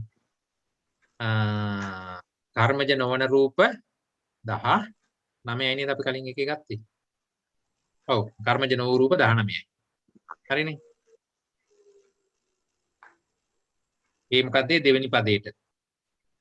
දෙවෙනි පදේ මොකද්ද? අනුපාදින්නු පාදානීය. තුන්වෙනි පදේ මොකද්ද?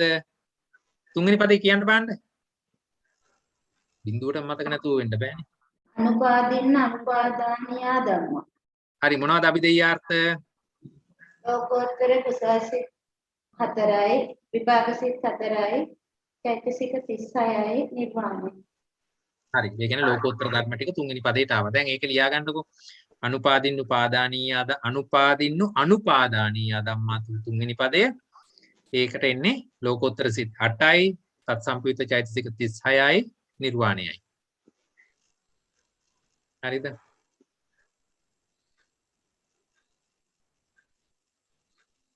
හරි. දැන් ඕක ඉස්සරහා තියාගෙන මේක ඇනලයිස් කරන්න. මෙතන තීසු භූමිසු කුසලං කියලා ඉස්සරලා කියලා ඊට පස්සේ තමයි චත්තාරෝ මග්ගා කියලා ගත්තේ. හරිද? පළවෙනි පදයට ආපු අභිධේයාර්ථ මොනවද? මේ දුකේ. පළවෙනි පදයට ආවේ තීසු භූමිසු විපාකෝ කියන්නේ ලෞකික විපාක 32යි. එහි යෙදෙන චෛතසික එතකොට 35යි. යංච රූපං කම්මස්ස කතත්තා කිව්වම 20යි. ඒක ත්‍රිකේ මොන පදේද?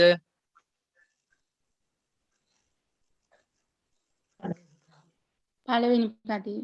ත්‍රිකය පළවෙනි පදයට ආපු අභිධේයාර්ථ තමයි මෙතෙන්ට ගැලපෙන්නේ. හරි.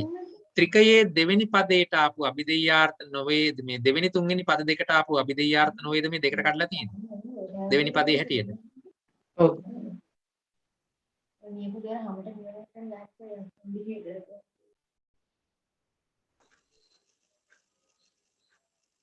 හරිනේ පැහැදිලිද ඒක? ත්‍රිකයේ උපාදින්න ත්‍රිකයේ දෙවෙනි තුන්වෙනි පදයට දීපු අභිධේයාර්ථ පිළිවෙලට තමයි මේ මෙතන දුකයේදී තීසු භූමිසු කුසලං කියලා කිව්වා. තීසු භූමිසු කුසලං අකුසලං තීසු භූමිසු ක්‍රියාව්‍ය කතං කියන්නේ අර ත්‍රිකයේ දෙවෙනි පදයට ආපු ටික නේද? ඊළඟට චත්තාරෝ මග්ගා පරියාපන්න චත්තාරි සාමාන්‍ය ඵලානි නිබ්බානංච කියලා කිව්වේ ත්‍රිකයේ තුන්වෙනි පදයට ගත්ත ටික නේද? පැහැදිලිද? මේ මෙතන මේක අභිධේය මේ ඉදිරිපත් කිරීම කරලා තියෙන්නේ ත්‍රිකයේ පදවලට ගත්තු ක්‍රමය අනුව. එයි එහෙම ගත්තේ. මෙතර අමාරුවේ දාන්න නැතුව කෙලින්ම කිව්වනම් ඉවරනේ චතුසු භූමිසු කුසලං කියලා. ඇයි මෙහෙම ගත්තේ?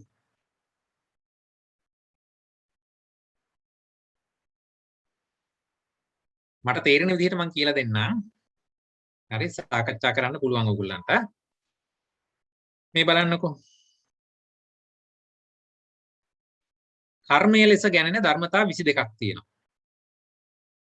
ඒ පළවෙනි එක තමයි චේතනාව. චේතනහම් භික්ඛවේ කම්මං වදාමි කියලා කතා කළේ වෙන්න මේ කාරණාව. චේතනාව. චේතනාව තමයි කර්මය කියලා ගත්තේ. හැබැයි චේතනාවෙන් පරිබාහිරව තවත් කර්මය කියලා සලකන ධර්මතා 21ක් තියෙනවා. මේක විස්තර වෙන වටුවාවේ කිං පනේතං කම්මං නාමාති. කම්මය කියලා කියන්නේ මොකද්ද? චේතනාවයි චේතනාචේව ඒකච්චේව චේතනා සම්පයුක්තකා ධම්මා. අන්න එතකොට චේතනා සම්පයුක්තකා ධම්මා කියලා ගන්න තව ධර්මතා 21ක් තියෙනවා. ඔක්කොම 22යි. මොනවද මේ 21? අකුසල පැත්තෙන් අවිජ්ජා ව්‍යාපාද මිච්ඡාදිට්ඨි කියන චෛතසික තුන. ඒ කියන්නේ ලෝභ චෛතසිකයයි, දෝෂ චෛතසිකයයි, ditthi චෛතසිකයයි. ඒවා ප්‍රබලව ක්‍රියාත්මක වෙලා ඒගොල්ල කර්ම ඇති කරනවා කියලා. එතනදී චේතනා සංප්‍රයුක්ත ධර්මයේ තමයි ඉස්සරහට එන්නේ. ඒ වගේම කුසල පැත්තේ තියෙනවා අනවිජ්ජා අව්‍යාපාද සම්මාදිට්ඨි. හරිද? එතන තුනයි. ඒවත් ප්‍රබලව ක්‍රියාත්මක වෙන ධර්ම. ඊට අමතරව තියෙනවා බොජ්ජංග 7යි මාර්ගාංග 8යි. හරිද? දැන් ප්‍රශ්නේ එනවා අතන තෘෂ්ණා දෘෂ්ටි වශයෙන් අරගත්ත කර්මයෙන් රැස් කළ ඵලභාවයෙන් ලැබිච්ච ඒවා උපාදින්න කියලා ගත්තකොට තෘෂ්ණා දෘෂ්ටි වලින් වෙන්න මේ වගේ රැස් කරන ඒවානේ. හරිද? දැන් එතකොට එනවා ඇයි මේ මෙතන දෙකට කැඩුවේ කියලා. අභිඥා අනිවිජ්ජා අව්‍යාපාද සම්මාදිට්ඨි එකකටත් බොජ්ජංග මාර්ගාංග වෙනමත් මම පෙන්වන්නේ ඇයි? ඒකටත් හේතුවක් තියෙනවා. මේ බලන්නකෝ. සූත්‍ර ගණනාවක බුදුරජාණන් වහන්සේ කර්ම චතුස්කයක් පෙන්වුවා. ඒ අර අපි ඉගෙන ගත්ත කර්ම චතුස්කය නෙමෙයි එයින් එහාට ගිය එකක්. මම මේක එදත් කතා කළා. අපි මේ තරම් ගැඹුරකට ආවේ නැහැ. චත්තාරිමානි පුන්න කම්මානි චත්තාරිමානි පුන්න කම්මානි මයා සයන් අභිඤ්ඤා සච්චිකත්වා පවේදිතානි කතමානි චත්තාරි මොනවද කම්මං කන්න කම්හං කන්නං කන්න විපාකං. ඒ කියන්නේ කලු කර්මයක් ඇත කලු විපාක දෙන. කම්මං සුක්ඛං සුක්ඛ විපාකං. සුදු කර්මයක් ඇත සුදු විපාක දෙන. කම්මං කන්න සුක්ඛං කන්න සුක්ඛ විපාකං. කලු සුදු කර්මයක් ඇත කලු සුදු කර්ම ඒ කියන්නේ මිශ්‍ර කර්ම තියෙනවා. එතකොට මිශ්‍ර විපාක ලබනවා. හතරවෙනි එක. කම්මං අකන්හං අසුක්ඛං සුදුත් නැහැ කළුත් නැහැ. අකන්න අසුක්ඛ විපාකං සුදු විපාක හෝ කළු විපාක දෙන්නේ නැහැ. කම්මක්ඛයාය සංවත්තති කර්මය ශය පිනිස පවතිනවා. මොනවද මේ කිව්වේ? කළු කර්මය කළු කර්ම විපාක කළු විපාක දෙන කළු කර්මය මොකද්ද? දස අකුසල කර්මපත. කොහෙද විපාක දෙන්නේ? අපායේ උපත. කම්මං සුක්ඛං සුක්ඛ විපාකං සුදු කර්මය මොකද්ද? සුදු විපාක දෙන දස කුසල කර්මපත. ස්වර්ගයේ උපත. හරිද? ඊළඟට මිශ්‍ර කර්ම ගැන කතා කරනවා. මේ දෙකම එක්ක අහු වෙලා එන ඒවා. එතකොට කුසල අකුසල දෙකම තියෙනවා. එහෙනම් කාම ලෝකේ අපිට මේ දෙකම හම්බ වෙනවා.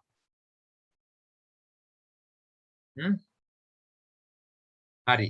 හතරවෙනි එක සුදුත් නැති කළුත් නැති කර්මයක් තියෙනවා. සුදු විපාකත් නැහැ, කළු විපාකත් නැහැ. එය කර්මක්ෂය පිණිස පවතිනවා. මොකක්ද කර්මක්ෂය කරන චතුමාර්ගික චේතනාව කියලා අරගන්නත් පුළුවන්. එහෙම නැත්නම් මාර්ගාංගට. එහෙම නැත්නම් බොජ්ජංග. බොජ්ජංග සහ මාර්ගාංග මෙන්න මේ හතරවෙනි අර්ථය යට තින්නේ. මේක අපිට හම්බ වෙනවා කුක්කුරවතී සූත්‍රයේ. එතකොට චතුක්ක නිපාතේන තව සූත්‍ර 7ක. එතකොට ඒ වගේ බොහෝ තැන්වල මේක එනවා. මොකද මේක ඒ තරම් වැදගත්. අපිට දැන් දුකය කතා කරද්දී මේක මේ පදනම තමයි ඉතින් අරන් තිබුණේ. හරි මේ කර්ම චතුස්කයේ පැත්තෙන් කතා කරනකොට කොහොමද ඒක මේ පැත්තට ගැලපුවේ කියලා තේරුම් කරමු. මේක අපිට ඊට පස්සේ තව පැත්තකින් කතා කරත හැකි. අපි සංකාර කියන වචනේ ඇනලයිස් කරන තැන්වලදී මේ බලන්නකෝ. සංකත සංකාර කියලා අපි ගත්තේ ප්‍රත්‍යයන් යෙදීම නිසා සෑදෙන ධර්මය අනුව හැම එකක්ම මේ හේතු ප්‍රත්‍යයෙන් හැදෙන හැම එකක්ම සංකතයි. මේ සංකත කියන එක තව උපකොටස් තුනකට බෙදෙනවා. අபிසංකත වෙන්න පුළුවන්, අபிසංස්කරණ වෙන්න පුළුවන්, ප්‍රයෝගාபிසංකාර වෙන්න පුළුවන්. මෙතනදී අபிසංකත සංකාර කියලා කිව්වොත් සිදු කළ කර්මයේ ඵලභාවයෙන් ලැබෙන අන්න ලෞකික විපාක 32යි, සත්සම්පයුක්ත චෛතසික 35යි, කර්මජ රූප 20යි. අන්න උපාදින්න පළවෙනි පදේ. අපි මෙතනදී කතා කළේ අபிසංකත සංකාර කියලා. මේ පද හරිම වැදගත්. ඊළඟට අபிසංස්කරණ සංකාර කියලා අරගත්තා. කුසල අකුසල චේතනා.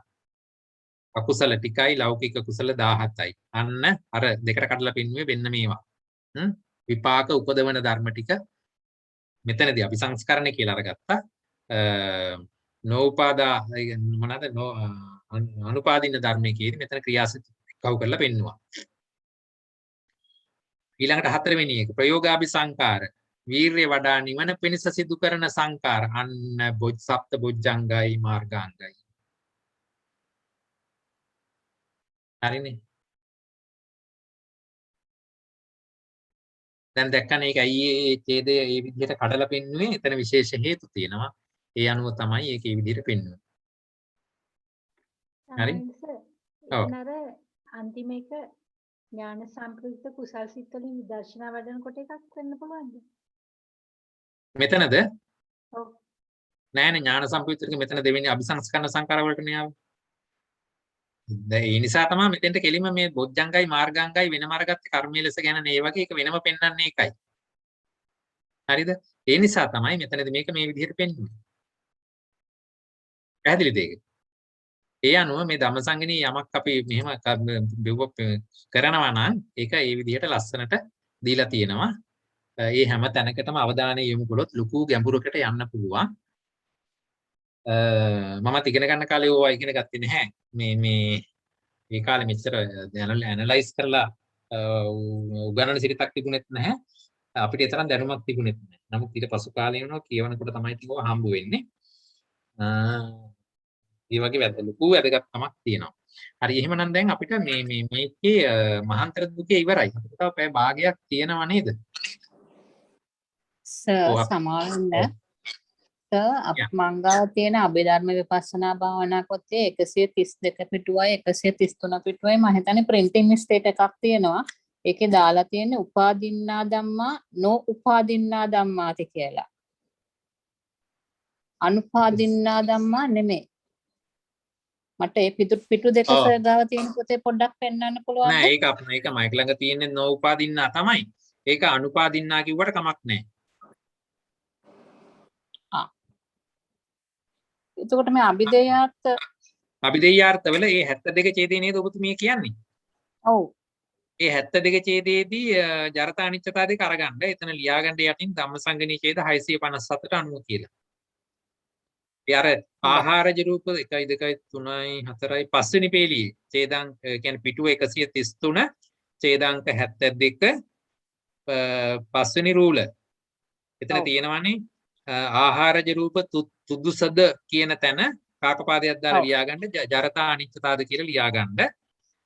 ලියාගෙන ඊට යටින් ලියාගන්න ධම්මසංගණී ඡේද 657ට 90 කියලා. එතන මෙතනදී ධාතු වශයෙන් 8ක්ද සර් ලැබෙන්නේ? අපි කීයද කිව්වේ 9යිද?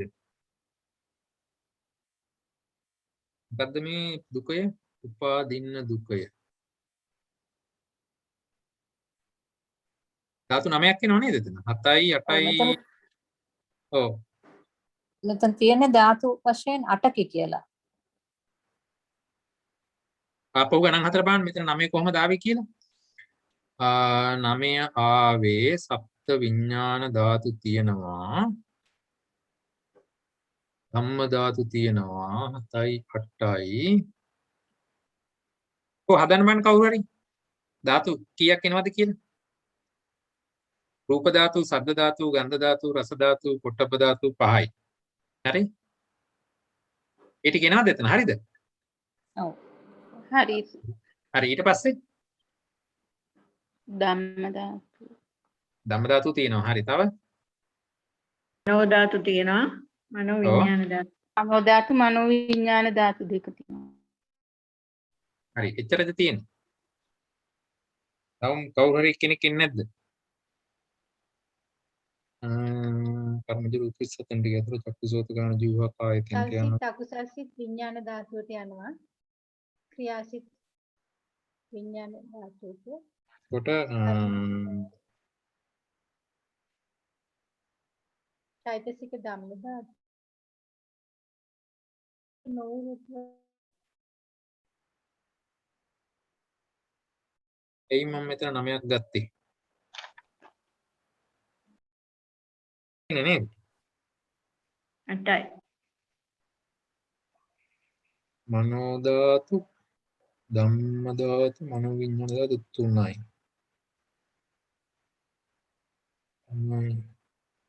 8යි තියෙන්නේ නේ. ඒක එතන හදා ගන්න වෙනවා මට.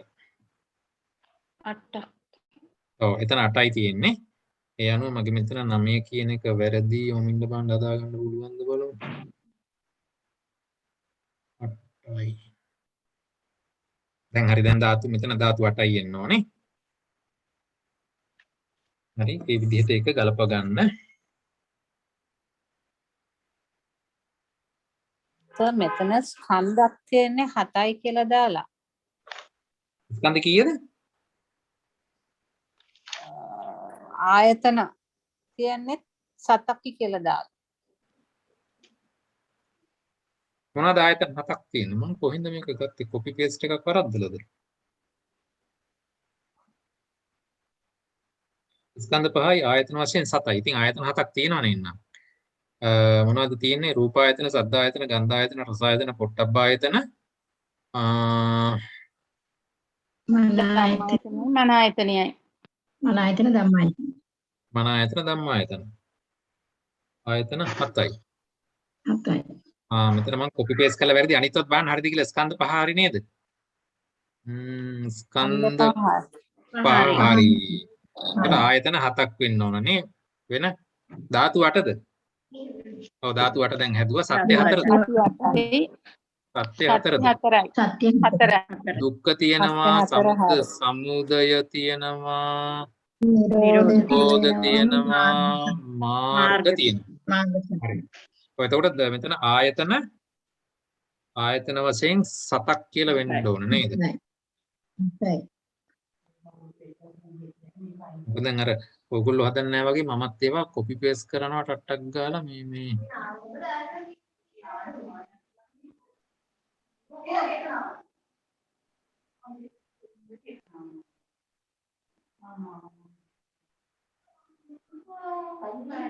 හරි. එතකොට ආයත ස්කන්ධ 5යි ආයතන 7යි ධාතු 8යි සත්‍ය 4යි.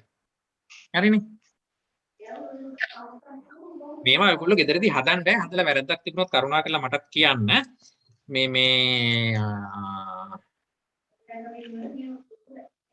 මොකද දැන් ඒ අර බොහොම සියුම් තැන් තියෙනවා සමහර වෙලාවට. ඒවා ගැඹුරට බහැලා හදන්න පුරුදු වෙන්නත් ඕනේ. අනුපාදින්න ධම්මා කියන එකේ රූප වලට එන්නේ මොනවද? රූප වලට එන්නේ කර්මජ නෝ රූප 19ද? ඔව්නේ. මෙතන කර්මජ රූප 20 එතන අයි පැත්තට කියන්නේ මෙතන කියන්නේ නකම්මස්ස ඒක කතත්තා ඒක කියන. භාවනා පොතේ තියෙනවනේ චිත්තද රූප සතදස හරි හරි. ඒ විදිහට අරගෙන. නමුත් අට කතාවේ කියලා බලන්නකො මෙතන අට කතාවේ තියෙන්නේ මේ තියෙන්නේ මේ අට කතාව 1551 තියෙන්නේ නකම්මස්ස කතත්තා කියලා මිසක් චිත්තද මෙච්චරයි උතුද මෙච්චරයි ආහාරද මෙච්චරයි කියලා නෙමෙයි. නකම්මස්ස කතත්තා කියලා. ස්වාමින් වහන්සේ ඒක වැඩි හොඳට අර විදිහට යනකොට තවත් විස්තර කරලා දීලා තියෙනවා.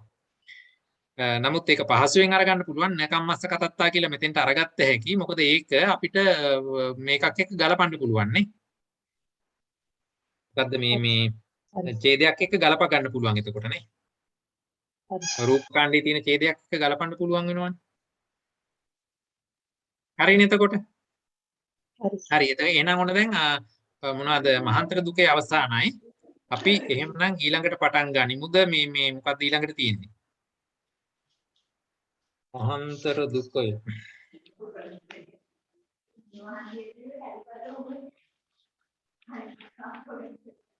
උපාදාන දුකේ. ඔව්. උපාදාන දුකේ. ඔව්. අපි ඒක චුට්ටක් කරමුද? කමක් නැද්ද?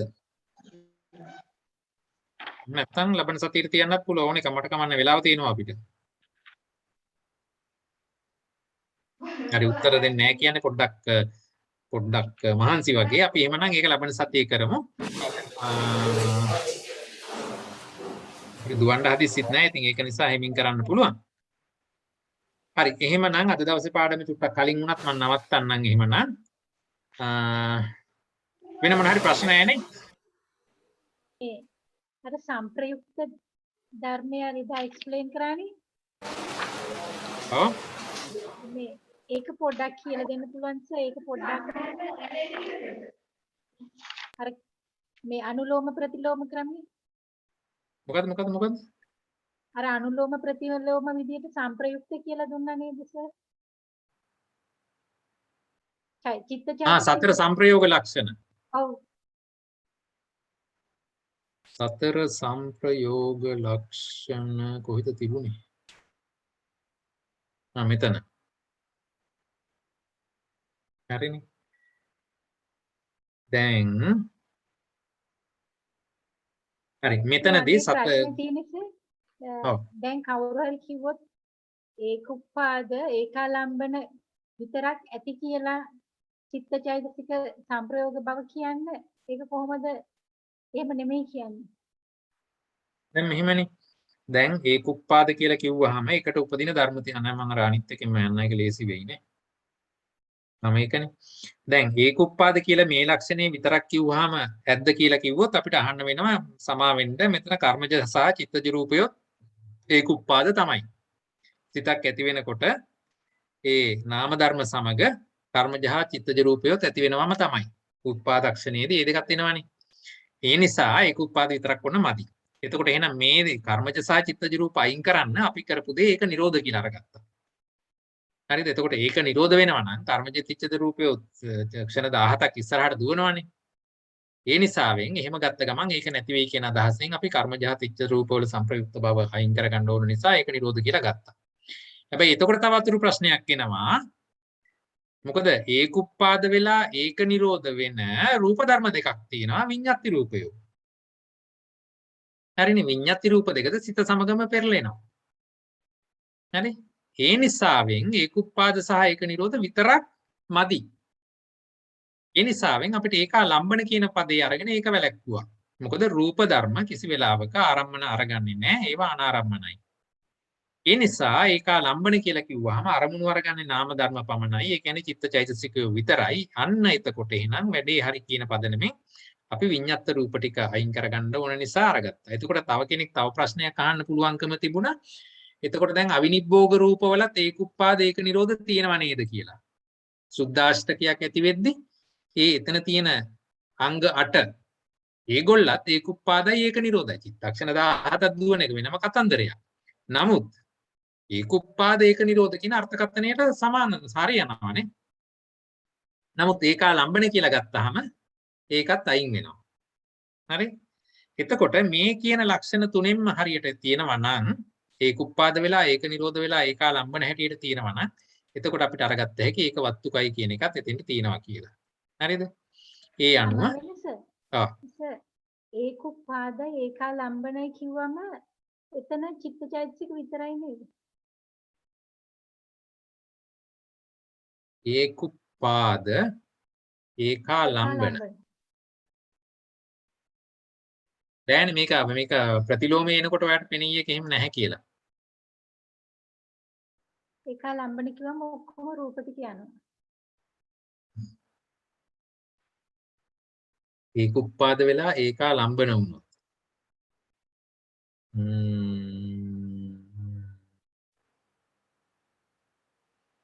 එහෙම නැති අවස්ථාවක් හිතන්න බලන්න. ඒකුප්පාද වෙලා ඒකාලම්බන වෙන රූප ටික අයින් වෙනවා. එතකොට ඒකුප්පාද වෙච්ච ගමන්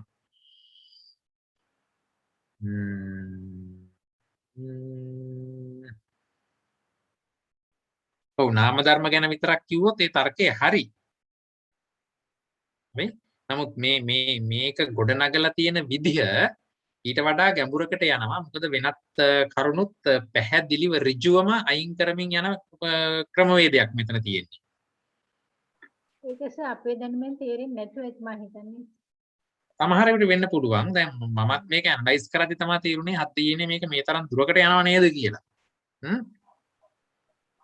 ඒකේ දැන් මේක අනුලෝමනය හැටියට අරගෙන පටිලෝමනයේදී මේක අනිත් පැත්තට එනකොට එතනත් හරි ගැඹුරක් ආවනේ. දැන් ඒක වත්තුක කියලා කිව්ව ගමන් අපිට දැන් මේව කල්පනා වෙන්නේ නැති ඒවානේ. දැන් මෙතනදී මේ ඔක්කොම ටික ඒක වත්තුක තමයි. එහෙනම් මේ පැත්ත අරගන්න බෑ. හරි ඒවා අයින් වෙන්න ඕනේ. හරි. එතකොට තමයි ඒකාලම්බන කියන එක. එහෙම වෙනකොට ඔන්න මේ මොකද වුනේ? ඒක අයින් කරගන්න මරණාසන්න චිත්ත වීතිය මෙහෙම කියලා ගත්තාම පටිසන්ධි භවංග දෙක එතන ප්‍රශ්න වුණා. එතකොට මේ දෙක එකට සංප්‍රයෝග වෙන්නේ නැහැ කියලා කියන්න ඒක නිරෝධ කියන එක අරගත්තා. හරි? එතකොට මේ විදිහට මෙතන ප්‍රතිසන්ධි භවංග සිත එක වස්තුවේ නෙමෙයි වස්තු දෙකක නේද? කොහොමද වස්තු දෙකක වෙන්නේ? ඇයි හැම චිත්තක්ෂණයකම මේ කර්මජ රූප උපදිනවනේ. හරි. එතකොට හෘදේ වස්තුව දෙකක් පටිසන්ධිසිතේට හෘදේ වස්තුවක් කො ඒ උපදිනකොටම තිබිච්ච එක නේද? උපදිනකොටම එතන තිබිච්ච එකක් නෙමෙයි. එතන පහළ වෙනවා. නාම ධර්මයේ පහළ වෙනකොටම කාය දසක, වස්තු දසක, භාව දසක නේ. ඒකට වස්තු දසක කියලා කිව්වේ හෘදේ රූපය. එතකොට ඒක වෙන ඒ නාම ධර්මයත් එක්කම පහළ වෙන දේ. එතකොට ඔන්න මේ ප්‍රතිසන්දි ඇති වෙනකොටම චිත්තචෛතසික ධර්ම ටිකයි හදේ රූපයයි කාය දසකයයි භාව දසකයත් එක්ක ආවා. එහෙනම් එතන එතකොට එවලේ ඇති වෙච්ච සිතේ එම හෘදේ වස්තුව හදේ රූපය නිස්සය කරගෙන තමයි පටිසන්ධි සිත ඇති උනේ. හරිද? මෙතන භවංග සිත ඇති වෙන්නේ මොකක් අරගෙන? ඊළඟ දැන් චිත්තක්ෂණේ ගිහිල්ලානේ. එතකොට මේ චිත්තක්ෂණේ ගිහිල්ලා එතන මේ සිත ඇති වෙන්නේ මොන හදේ රූපය නිස්සය කරගෙනද? ඊට පස්සේ ඇති වෙච්ච එකක් වෙන්නේ නැති කියලා හිතුවෙම. ඊට පස්සේ මොනවද ඇති වෙන්නේ? හැම චිත්තක්ෂණෙම කර්මජ රූප ඇති වෙනවනේ. හැම අනුචිත්තක්ෂණයෙම ඇති වෙනවා කියන පදනේ මේ අරගත්තා. ඔව්. ඔව් එහෙම තමයි කර්මජ රූප ඇති වෙන්නේ. ඒ අනුව පටිසන්ධික්ෂණයේ මෙතන හෘදේ වස්තු රූප තුනක් තියෙනවා. ඒ හෘදේ වස්තු රූප තුන තිබුණොත් එතනදී උත්පාද තිති භංග අවස්ථාවේදී ඇතිවන හෘදේ වස්තුව මේ භවංග සිතට නිස්සය දුන්නා කියලා. ඔව්. ඔව් එහෙම ඉතින් තර්කයක් ගේන්න පුළුවන්. හැබැයි මතක තියාගන්නට ඕනේ මේ රූප ධර්මයේ කර්මජ රූපයන්ගේ පහළ මේ මොනවද ඒකට කියන්නේ සමුට්ටාණය. සමුට්ටාණය කියන්නේ විවිධ මත තියෙනවා. හරි? අටුවාව එක මතයක් දෙද්දි ටීකාව වෙන මතයක් දෙනවා. ඒ වගේ එතන එවැනි ගැඹුරකුත් එතන තියෙනවා. මේක මට මතකයි එකපාරක් මක්විහාරි හාමුදුරුවෝ එහෙම නම් විස්තර කළා. හරි? එවැනි පැටලිලිකාරී එහෙම නැත්නම් එවැනි වෙනස් මත තියෙන තැන් තියෙනවා. නමුත් අපි සාමාන්‍යයෙන් මේ අටුවාව පරිහරණය කරන් එද්දී අපි ඉගෙන ගන්නේ යම් කිසි සිතක් ඇති වෙන්නේ ඊට කලින් සිතේ ඇති වෙච්ච හදේ වස්තු රූපේ පත කියන පදනමේ ඉඳගෙන. ඒ පදනමේ තමයි මේ ඇනලිසිස් එක දුන්නේ. ඒකට අපි සාමාන්‍යයෙන් සැලකන්නේ මේ ප්‍රතිසන්ධි සිතේ පළවෙනි භවංග සිතේ එකම වස්තුවේ හැදෙනවා කියලාද? ඔව්. ඔව්. හරි. හරි. එහෙමනම් අපි අද දවසේ පාඩම එතකින් સમાપ્ત කරමු.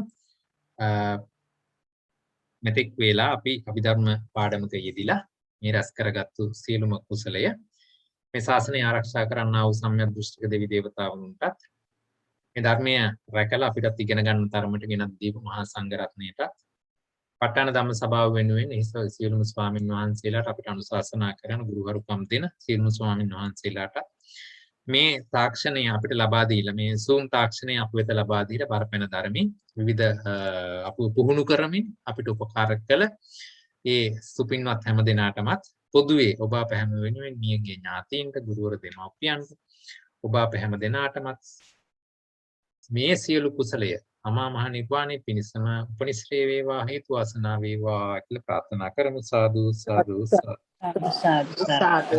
තෙරුවන් සරණයි. තෙරුවන් සරණයි.